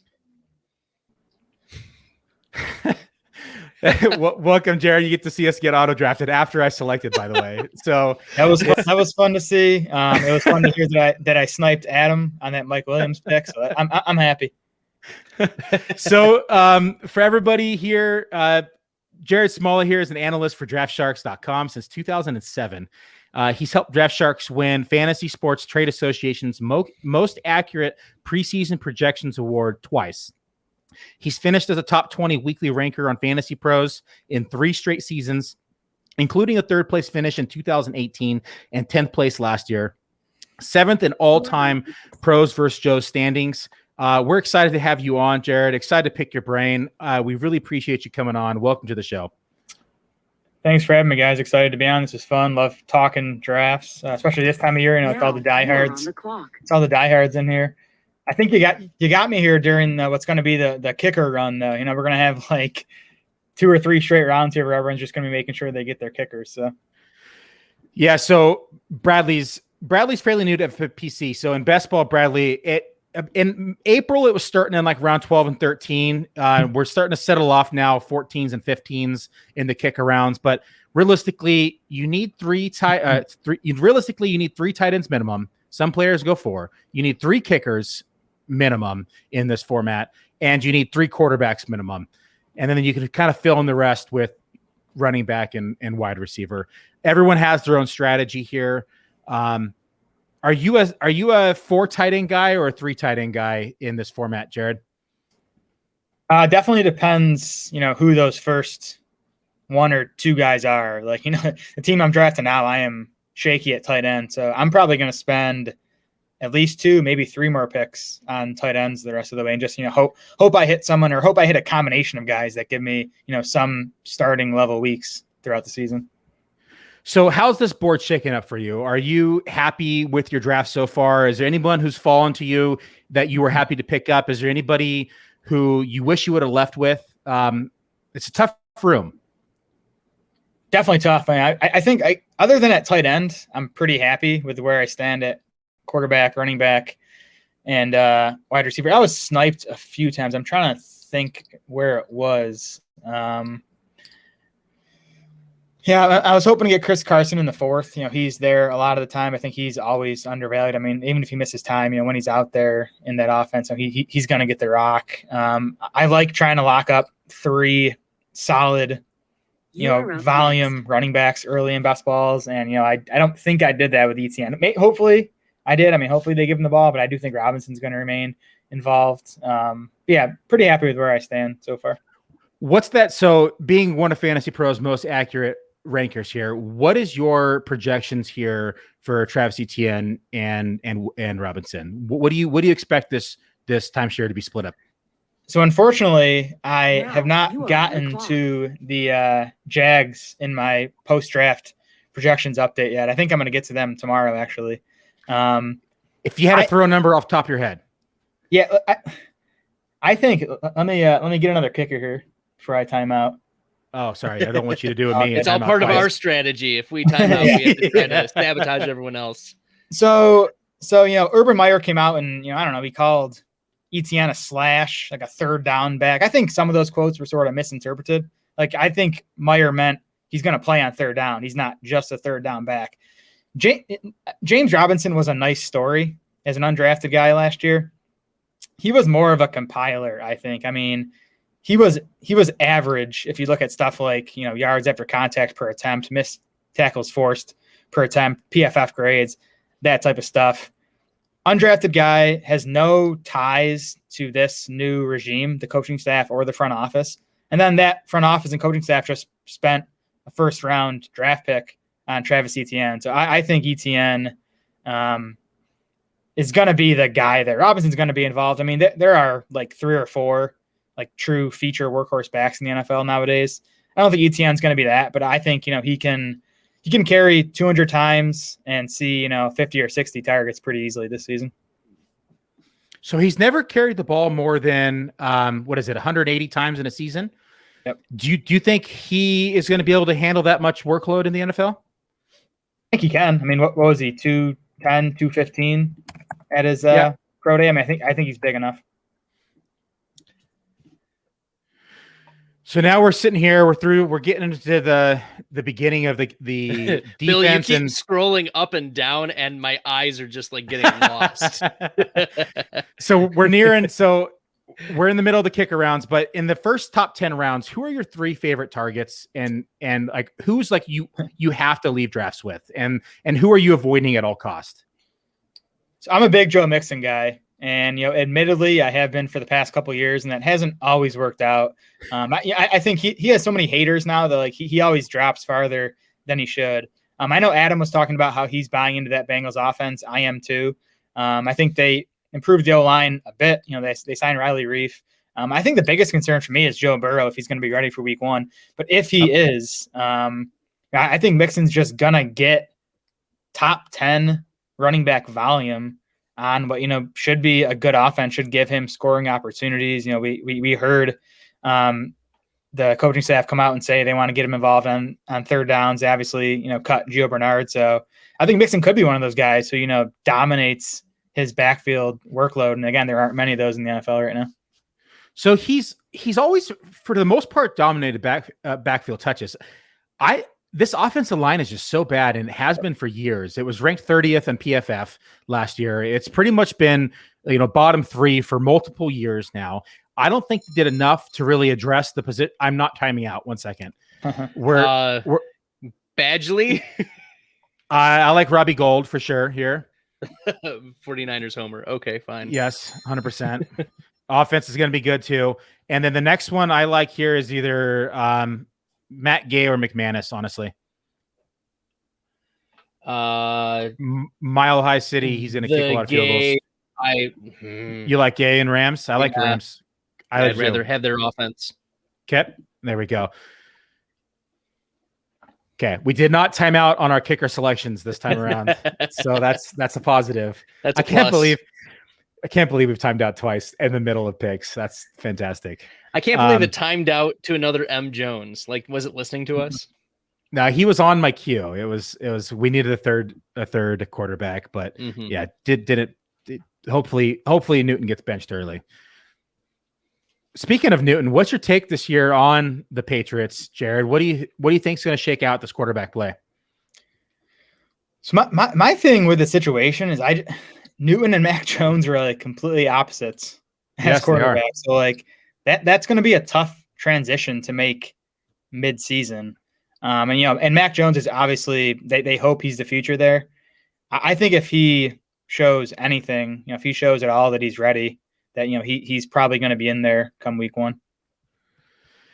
So, I mean, we could see completely 2 different offenses here. This is something Bradley and I talked about in the last couple of weeks on the show since the draft, honestly. And we could go from a really run-heavy team to a really pass-heavy team at any point during this season, to where somebody like, Jonnu Smith and Hunter Henry could become relevant now once they're throwing the ball more and that rookie quarterback is looking to dump things off for a little safety valve. I'm not sold on any of the receivers. I mean, Kendrick Bourne left my Niners here, but he's never been anything special. Yeah, he has a knack for the end zone and he seems to find it. But I mean, that much money on these wide receivers, they could have gone out and got somebody like Marvin Jones or any of the other wide receivers for the price that they paid. I think it's going to be a tight end centric offense. I mean, I don't want to toot Adam's horn too much, but I actually like what he did stacking Jonnu Smith and Hunter Henry there, because I'm not sure how the targets are going to be divvied up season long. I'm not sure how they're going to be divvied up week to week, but I mean, I think you're going to see, I think those 2 guys could combine for, like 30% of New England's targets. So I think, getting You're up next. both of them, I think he's going to get a top 12 tight end most weeks, I Now think, between you're those on two the guys. clock. Which is going to be such a shift from what the Patriots did last year. Patriots were the worst in the NFL in tight end target share. So, they put their money where their mouth is if they start targeting them at 30+%. So yeah, it's going to be a big difference. I think a big winner if Cam Newton gets benched is going to be Damian Harris, because he's going to be the one who's scoring the touchdowns at the goal line, whereas Cam was double-digit rushing touchdowns. He was the number one option when they got near the goal line. So we're nearing the end of a time we have with you, Jared. We are going to have everybody back on as soon as we get towards the end of our time with Ryan, for everybody to kind of discuss, open forum here, take votes on teams. But why don't you do some plugs, let everyone know where to find you, where you write for and everything. Yeah, check us out at draftsharks.com. Again, I'm working on our post-draft projections. Those will be done by the end of next week. They'll be up on the site. They all feed into our MVP board, which gives you customized rankings based on our projections, based on your league scoring system. And then throughout the draft, it'll give you suggested picks based on your team needs, ADP, and all that sorts of stuff. So the MVP board is huge. I'm actually using it now, even though the projections aren't completely updated. And then you can follow me on Twitter at SmolaDS. Perfect. Well, thank you very much. We appreciate you coming on the show, Jared. Appreciate your insight. Brilliant mind in the industry. And it's been a pleasure drafting with you so far. And I'm looking forward to the rest of it. Yeah, me too, guys. Thanks again for having me. Yeah. Thank Thanks. you. All right. So the next one we have coming on here has joined our show before. People may be familiar with this guy. He is the man, the myth, the legend, as I like to say. And he is the back-to-back champion, first ever, by the way, champion of the FFPC Football Guys Championship. He's also like a surgeon, so he's pretty bright here. I mean, he wins championships like he's eating Skittles, and then he's performing surgeries on the side. So, welcome, Abib. We're glad to have you back on the show, and thanks for joining us. Yeah, thanks for having me. This is great. First draft of the year, actually. Is it really? Yeah. So I don't want to call it a warm up, but this is not going as well as I had hoped. But it's good to get back in. So we started the itch. He already has like 15 drafts queued up now. He's got like 5 after this is done. And yeah, this is just angry. So walk us through your build here. What were you thinking early rounds? Did anyone slip? Did anybody fall? Were you happy somebody fell to you? Did you? I see you got your boy Kittle. You talked about him earlier. Yeah, honestly, no one really fell. I was hoping that Zeke would fall. Seeing him kind of fall towards the end of the back first round. I think the community is starting to get a little bit more aware and a little bit, kind of becoming a little bit smarter in terms of just, recency bias. And so I think we may start to see him move up more towards that middle round. So I was hoping for him to fall. He didn't. I'm more than happy with, landing Nick Chubb out of the 11th spot. It's a solid pick. It's not anything that, that you're going to kind of be ecstatic about, but I think it's a good solid build, to kind of start my team around. And, honestly, I was really hoping for Waller. I don't necessarily know that I would have taken him in the first, but I was hoping to kind of start my build with the tight end. I didn't think Kelsey would make it, but, the ideal build in this scenario for me to start off would have been a Kelsey Waller start. I thought that would have been very interesting. And that would have allowed me to just sort of kind of, focus in on other skill positions throughout the draft. But getting Kelsey in a second, again, I'm not in love with Kelsey this year, but I felt like it was a solid pick. So not a lot of value, but I felt like I also didn't necessarily reach for anything at those positions. But once we kind of get towards the, the middle rounds, I felt like, Mike Evans towards the, in the 4th was decent value. Deontay in the 6th, I felt was decent value. Juju in the 8th, I felt was okay value. So, This is not the typical build that I usually go for, and I'm not necessarily high on any of the players that I chose, but I'll live with it. So has your opinion changed much on Deontay since Pittsburgh re-signed Juju? I mean, I think prior you stacked them, which is nice, but prior to that, had Juju re-signed elsewhere, how early would you have been comfortable taking Deontay? I mean, honestly, I'm comfortable taking him in the fifth. I understand, sort of kind of Juju leaving and maybe that increases Deontay's target share, but he just had such a large volume of the targets last year. As we all know, he was kind of in and out of the in and off the field with injuries, which was, almost, excruciatingly frustrating because he would leave, a couple plays into the game and just sort of kind of, leave you with almost a zero in your lineup. But when healthy and when on the field, I felt like he was just the most dynamic receiver. They threw him the ball all over the field, whether it was close to the line of scrimmage or whether it was downfield. He saw a good amount of, I don't want to say red zone looks, but I feel like he's, a good bet for 6-7+ TDs. So I'm actually happy, or content with taking him, as early as the 5th round, even with Juju in place. I think having Juju there only prevents him from being keyed on by, the opposing team's DBs. Yeah, he just seemed to be the downfield target, for when Ben actually decided to air it out. More dynamic plays. Yeah, and I'm hoping he can kind of really build on that chemistry. I felt like, he was kind of AB light in a sense that, he found ways to get open, but he dropped quite a few balls. And you can just see the look on Roethlisberger's face every time, he would, put a ball right on the money and Deontay would just sort of kind of drop the ball. And a few of them were, critical drops on 3rd down. So I'm hoping he can kind of take that next level, take that next step, earn Big Ben's trust, and that may lead to more targets in the future. You are up next. On the clock, almost. On the clock. Now you are on the clock. All right, I have no clue who I'm taking here. Let's see. Don't time out like I did talking. All right. It's a real thing, by the way. Okay. Let's see. The glasses are on. He's ready. Glasses are on. Yep. I guess I got to go defense, huh?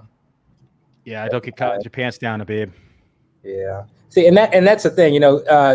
First draft of the year, I felt like I was playing defense quite a bit. Sometimes you kind of not necessarily like to lead the draft or start runs, but I felt like I was sort of kind of fighting from behind with a lot of the picks. And I just think, it just takes quite a few drafts, whether it's best ball or doing season-long drafts. You kind of want to get into rhythm. And that's something I think that we all – 15 seconds left. Okay, here we go. All right.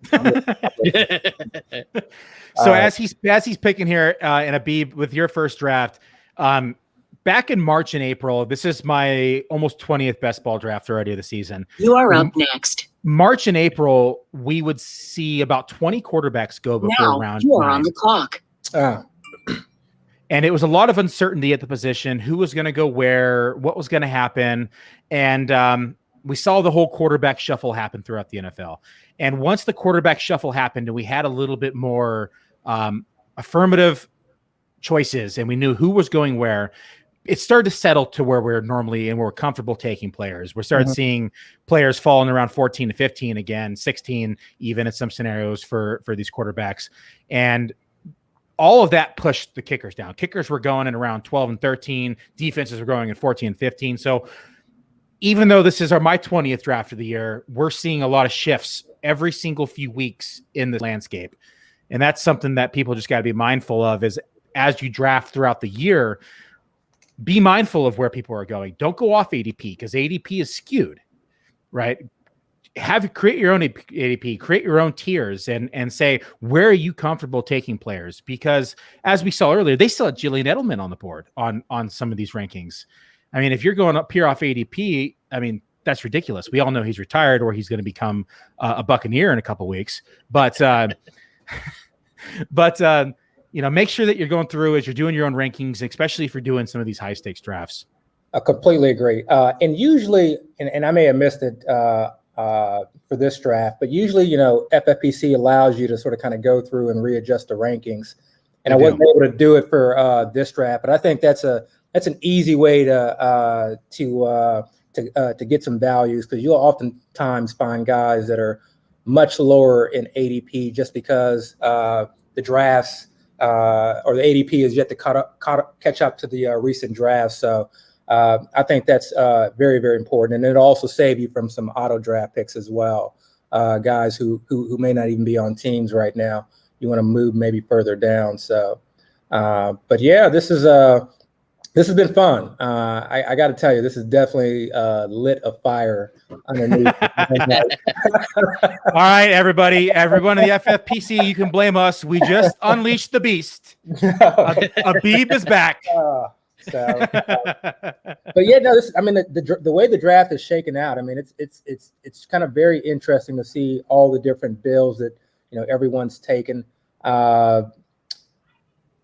This year, in terms of like where you want to draft, like top third, mid round or towards the back end, it's tough. I feel like you can win, drafting from almost anywhere.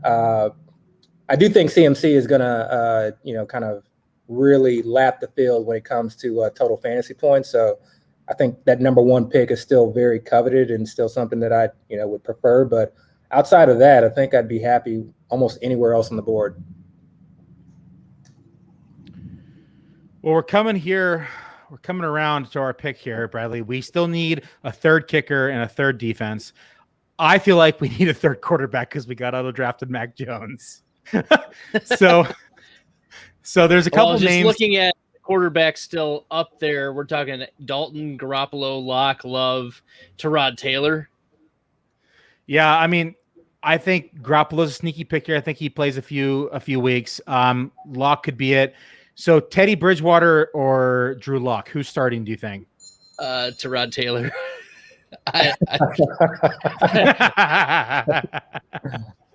If that tells you where my pulse of the Deshaun Watson thing is.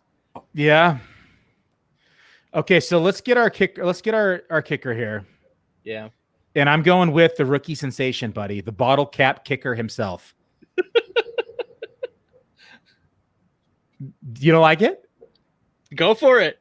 Okay, we're doing it. We're doing Mr. Evan McPherson here. So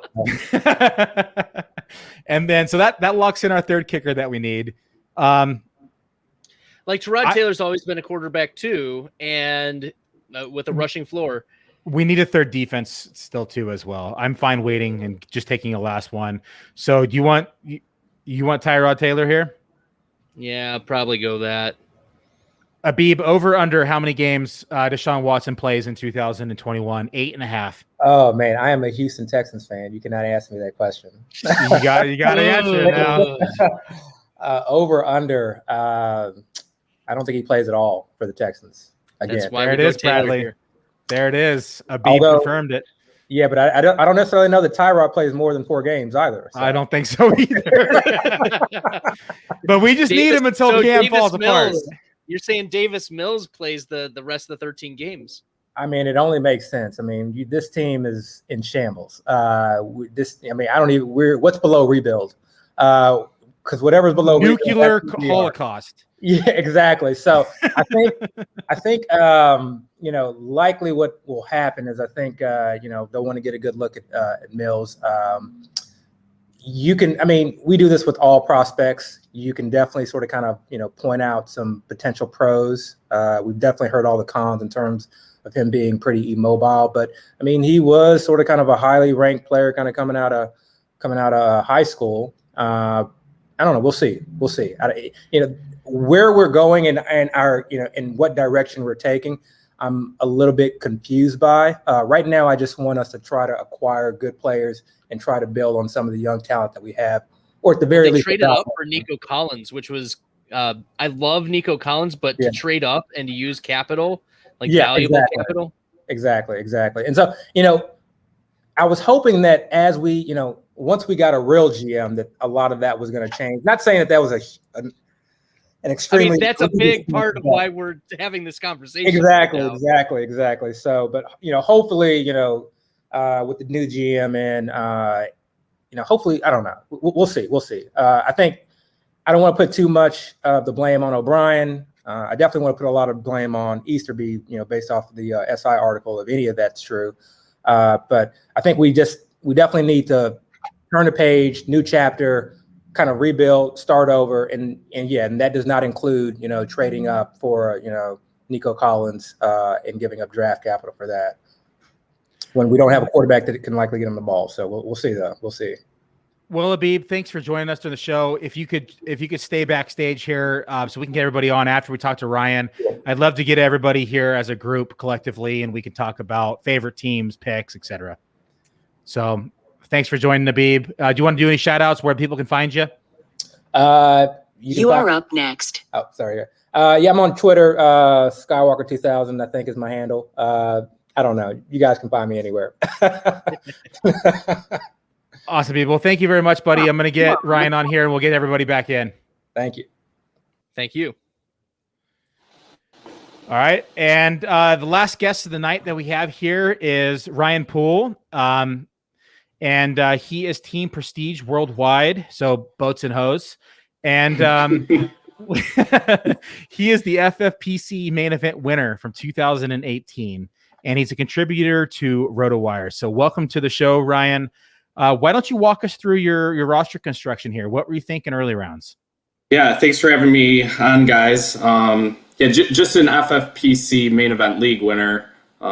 Nothing crazy overall like Abib. It's a tough act to follow here. I'm just gonna draft here really quick. No, you're gonna time out like I did. So we're gonna I don't want to do that. And part of the sabotage. Although timing out in the 21st round probably wouldn't be the end of the world. It's better than round 6 like I did. Right. You guys did swipe me on Evan McPherson, so hey, it was the bottle good job, cap. Billy. Good job, had Billy. had to adjust that really quick. So just going with my roster construction. This is not something I really ever do. But sometimes when you get in a tough room with a tough group like this, your plans kind of get thrown out the window and you have to do something different. So I kind of expected that, we might see 10 or 11 running backs, go off the board before it got to me. In which case I decided to go with 2 receivers. But when you're taking Tyreek and Stephon, it's hard to go wrong with that, I feel like. It is. And so for those who don't follow me on Twitter or Ryan on Twitter, Ryan promised to show me how it's done here in the 12 hole because I absolutely hate the 12 hole this year because I just feel like at any given time, I'm okay with like the next 4 people in any given round. And I just don't feel like there's ever really any value that falls to me. And now I'm starting to feel the same way about pick 1 as well. So now it's both ends of the book.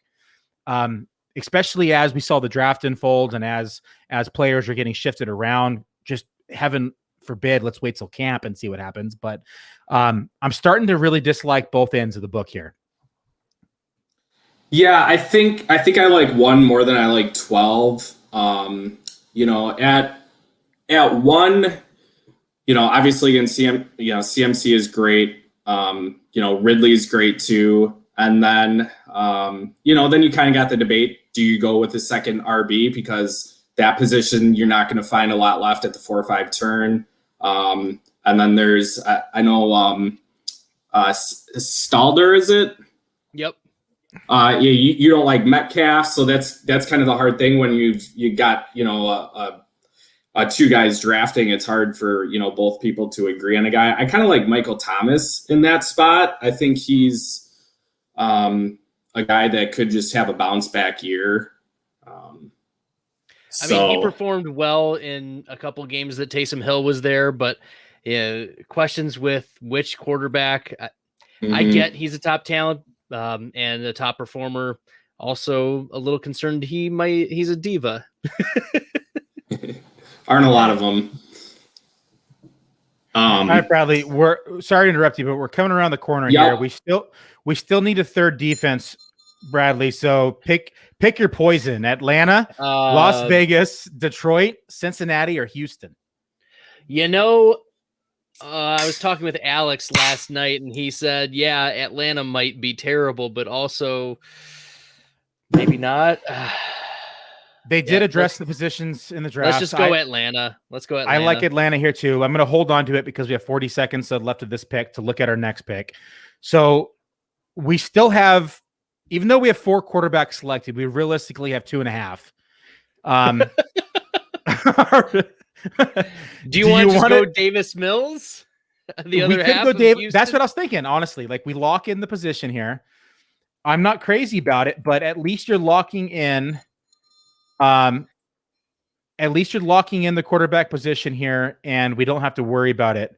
So I think we take Atlanta. Oh, dear Lord, help me. I almost clicked on the wrong person. Oh. And I don't like it. Kyle Trask. Almost picked Kyle Trask there. No, I had somebody else in the queue that I was going to take over Tyrod, but we chose Tyrod. So I think we lock in. I don't like this pick, but we're going to do it anyways.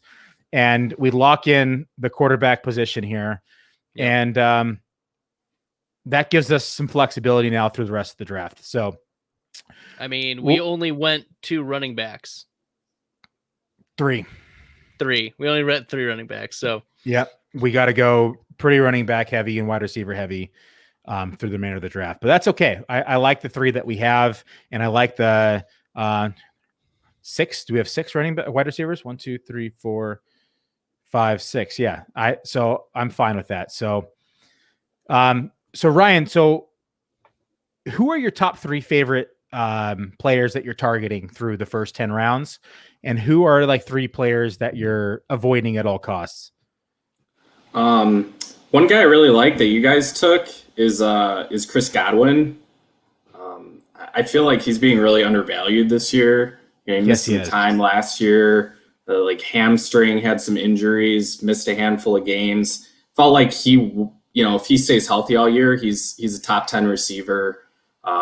Dominated in 2019, obviously, and he's going to get plenty of volume. So I feel like his ADP will slowly climb as the summer goes on. But if it doesn't, he's certainly a guy I'm targeting in the 4th round, and one that I considered on the turn, the 3-4 turn there. But I decided to go with the multiple Cowboys just because that's fun. Another guy I like, 2nd round.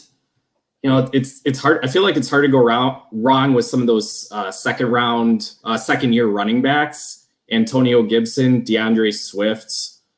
DeAndre especially should just have a ton of volume.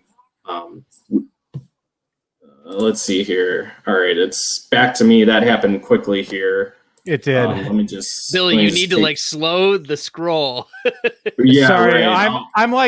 I'm like itching here because I hate my team. It's like one of the worst teams I've drafted in a long time. It's drafting and talking about it is hard. I've underestimated how tough Billy's this is just going to be. tilted because of the 2 auto drafts. I really am. Like, it's not as bad as the auto draft that I had, like I talked about earlier, when in the FFPC in the free league entry where I got auto drafted with Kenyon Drake in round 3. That was horrible. I was so mad.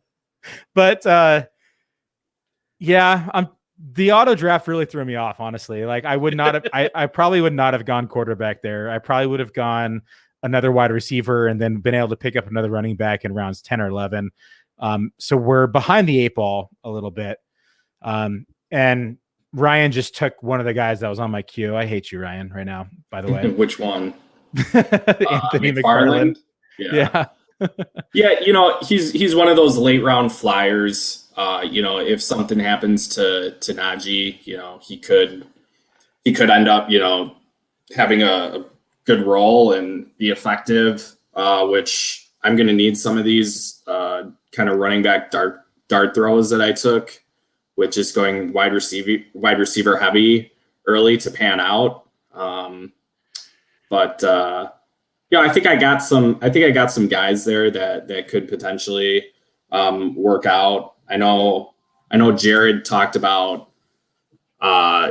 James Robinson, not being a guy he liked. And, honestly, Robinson's a guy I'm probably not going to have much of, but I feel like at the 7-8 turn, it's kind of hard to go wrong there. So a player that you took that I really like with the value right now is, and a big winner of the draft, quite frankly, is Zach Moss. Zach Moss, absolutely. I love his value right now. He's being drafted between 9 and 11, pretty much like clockwork. I think he's going to rise throughout the offseason as we see camp unfold and we see teams. I thought they were going to address the position. They did not. So I think as we continue to see them have faith in the crew that they have, I think we're going to see Zach Moss kind of rise up draft boards. So that was a sneaky pick. Agreed. He was on my radar. I was hoping to get him on the next turn. You sniped him. You sniped me a couple times here, Ryan. I'm rather disappointed. Rather disappointed in you right now, quite frankly. And somebody else might have sniped you before me too. So I think so. That's the tough thing about the ends is like you're just constantly seeing guys that you have in the queue get picked because it's such a long wait. So Bradley, you're not going to like these picks probably, but I think that with where we're at the running back position, we have to double tap the position. I agree.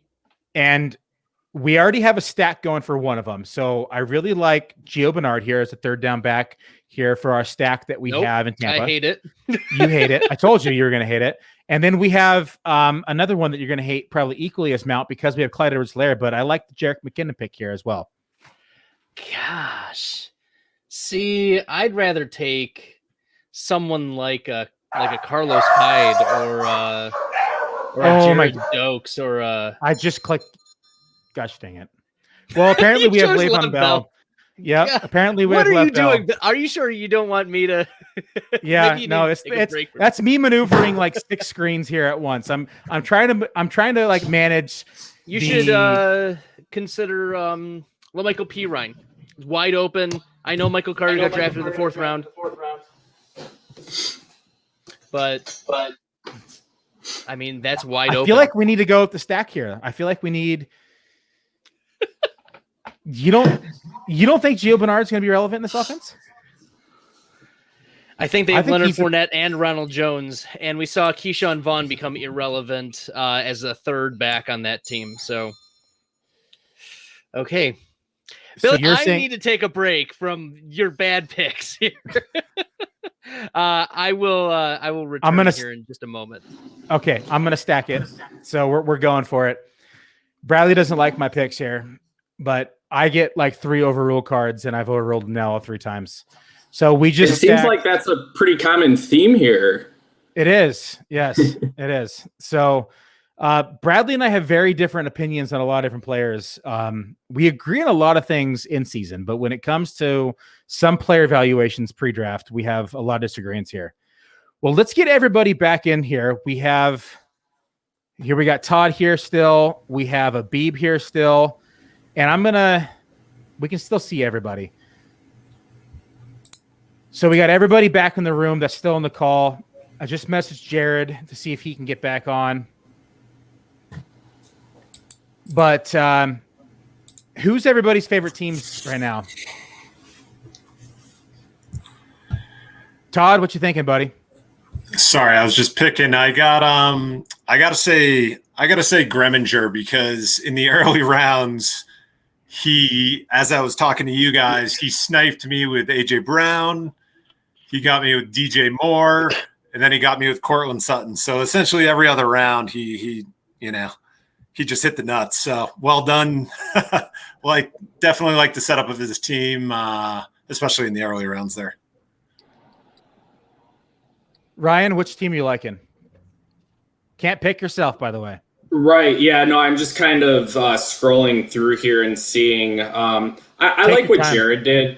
I like what Jared did in the 9 spot. He's very good at running back, and he's got just a well balanced team. I don't think there's any spots you're looking at on his squad where tight you're end. Tight end is his weakest position.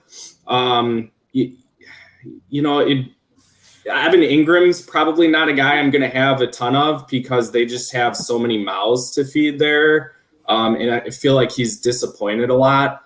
But top to bottom, I think he built a nice squad. I think you like my team more than I do. I'm actually excited that I was able to lock up the 2 Cowboys tight ends, though. You know, 'cause I think Jarbin's the guy if he's healthy, but who knows coming off the ACL, and if not, Schultz was actually decent last year. And we've heard nothing about him. Like that's the scary part. Like we normally at least get some sort of scuttle about is he going to be ready week 1? Is he behind target? But we've heard nothing. Yeah, that's true. So Jared, while you're here, which team are you liking out of the draft? Yeah, I got to make a pick here, and I was just trying to look. I like what Adam did from the 7 spot. Devontae Adams obviously taking on risk there, but that will pay off big if Rodgers is back. I think Myles Gaskin in the 6th. I think Gaskin should be going at least a round earlier, if not 2 rounds earlier. Now that you are on the clock in Miami, so I like what Adam was able to do there. Abib, which team you liking, buddy? Everyone but mine. No. That seems to be the common consensus here because I hate my team too. I think it's honestly tough to say. I think this is a tough room. I don't see one team to me that really kind of just stands out. I think, every team has strengths, but then also weaknesses. If I had to kind of go with one, I'm going to go again, You are up next. Give me 1 second. Let me make this pick real quick. Yeah, I keep picking people on the clock, so that's my bad. Yeah. No, that's all right. And now I got this glare of the sun coming in right now because we're normally not recording at this time. Just sit back. Hang on, I got to make one more pick here, Abib. Oh, gotcha. Okay, you were actually up. Now you are on the clock. Okay, now I'm on the clock here. Okay.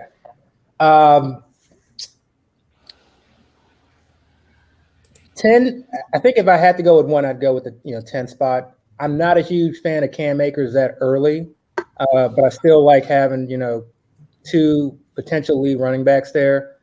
Kyle Pitts, I thought in the 3rd was definitely very aggressive, but it's kind of definitely kind of a play to win type move. Same thing with TJ Hawkinson. But if those 2 guys, especially if Julio gets traded, you're looking at some potential league winners there. I'm not a huge fan of Javonte Williams to be honest, but the draft capital says a lot. I actually think that Melvin Gordon will see a majority of the touches, at least halfway through the season, but it's hard to kind of ignore, that I think they traded up to grab him. So that's hard to ignore. Brandon Ayuk is a player I just absolutely love. You are up next. Going between him and Deontay, it was now so tough. You are on the clock. And Trey Sermon's, he's probably my number 1 running back prospect coming into the league.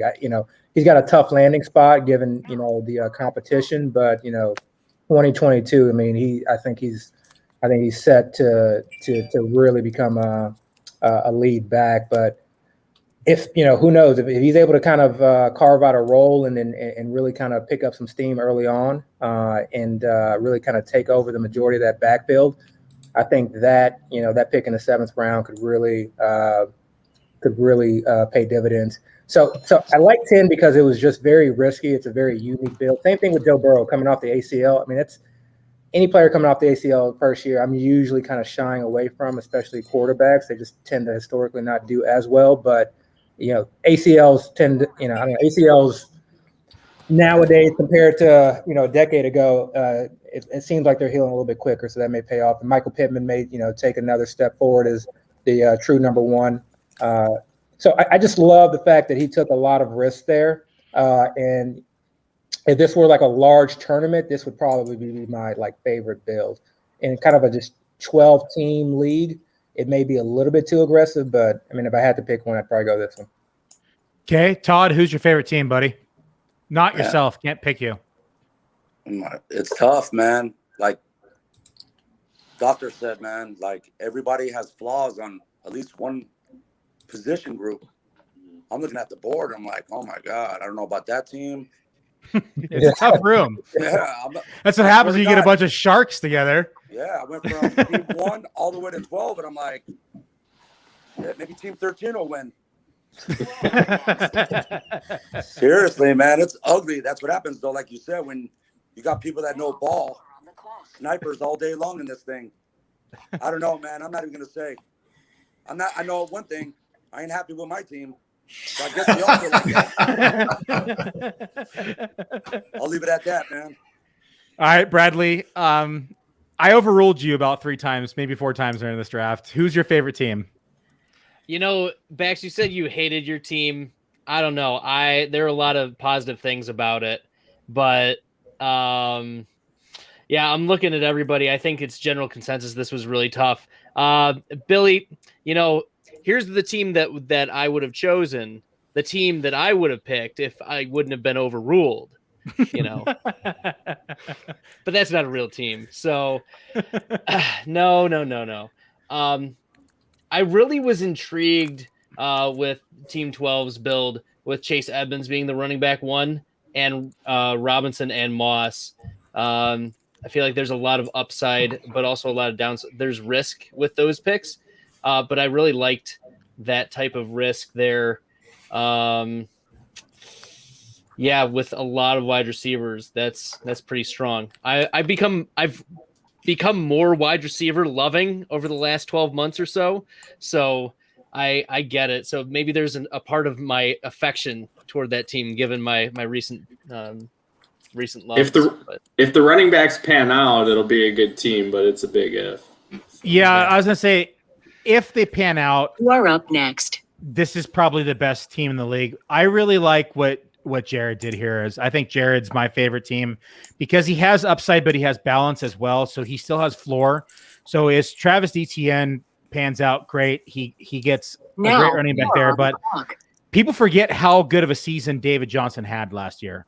And to get David Johnson in round 11 with a team that's probably going to funnel the ball through the ground. And they didn't address it in the draft. I think is a pretty good pick there. I was willing to take him in round 10 in another draft I did on an FBG just recently. So I think I like Smola's team here. I think he did a good job. I know everybody hates their own teams, but he's got Tariq Cohen coming back. Who people forget is, you know, a 100 target guy. And especially in a PPR league here like FFPC, he's got balance. He's got some good wide receivers. He got value of T. Higgins, who was going in round 5 in most drafts earlier in the year. And with the Jamar Chase news, Higgins has slid about a round. And I think that Higgins is going to be fine. I think people are overreacting. And I think that that offense is going to be able to handle Jamar Chase, T. Higgins, and Tyler Boyd. Thank you. I'm blank on the name there. I hate that you guys made me take David Johnson. I didn't want to do it. You know, that's that situation where he's sitting atop my projections for like 3 rounds, and I'm like, I don't want the guy, and eventually I just had to take him. Yeah, I think, you know, Houston's obviously going to be bad. I think he's probably going to lose carries, you know, some carries to Phillip Lindsay and Mark Ingram. I think he's going to continue to do the majority of the pass catching stuff out of the backfield. So, you know, if he can catch 40 balls for me, which I think is possible, I think he's fine in the 11th round. Okay, Theo, we haven't heard from you. Who's your favorite team, buddy? You know, it was like you guys have been saying. It was such a tough room. I like what Ryan tried to do in the 12 slot. I actually liked Team 5. I know you weren't crazy about your own build, but I thought that was a nice build at the top with Kamara and Mixon. And I like a little bit of what Team 8 did with the Waller-Andrews start. I think that could be absolutely dynamite, getting Andrews in the 4th. Not a whole lot about Andrews' situation changed, and he's going 20 picks later than he did last year. So I think he was great value. But like you guys said, it was a difficult room. I feel like I was sniped multiple times, and this was definitely a fun process. You are on the clock.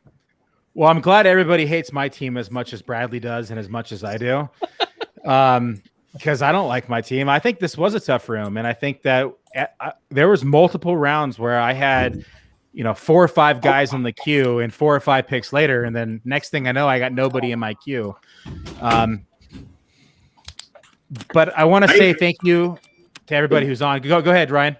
Oh, sorry. I was just going to jump in and say I agree with Theo. I like the team that Baxter put together. And I was just going to throw out a question to you. I see you took Goddard in the 4th round, which seems to be a bit earlier than I've seen. What are your thoughts on Goddard this year?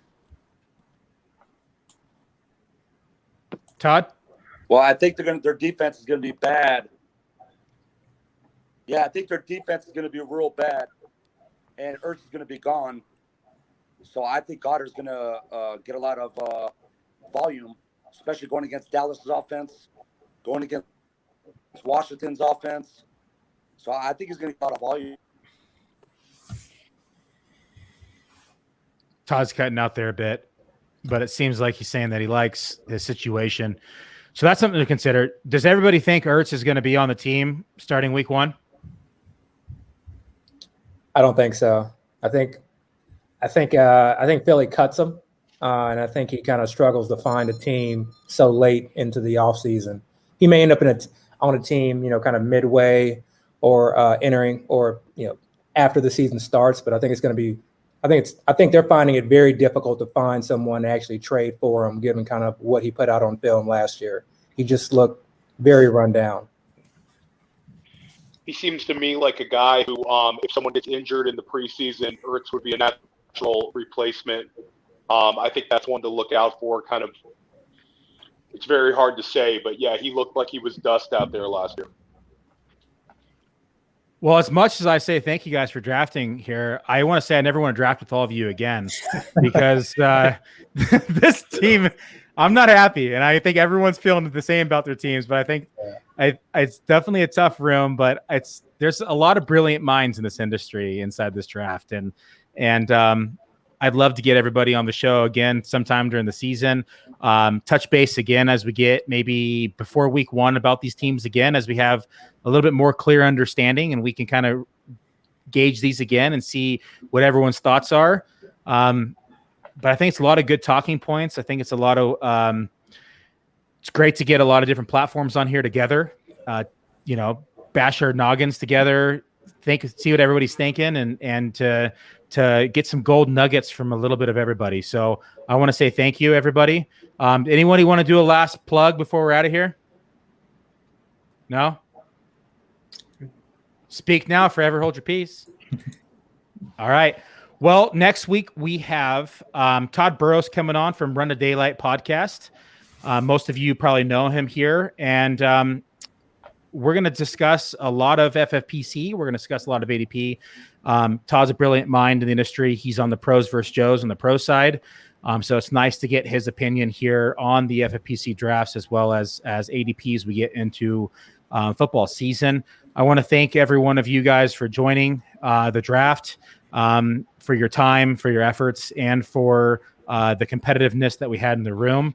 Make sure to tune in next week for the Fantasy Data live stream. That's going to be Friday the 14th at 6 p.m. Pacific time. We started an hour early this week, so back to 6 p.m. next week. And have a good night, everybody. Thanks, guys.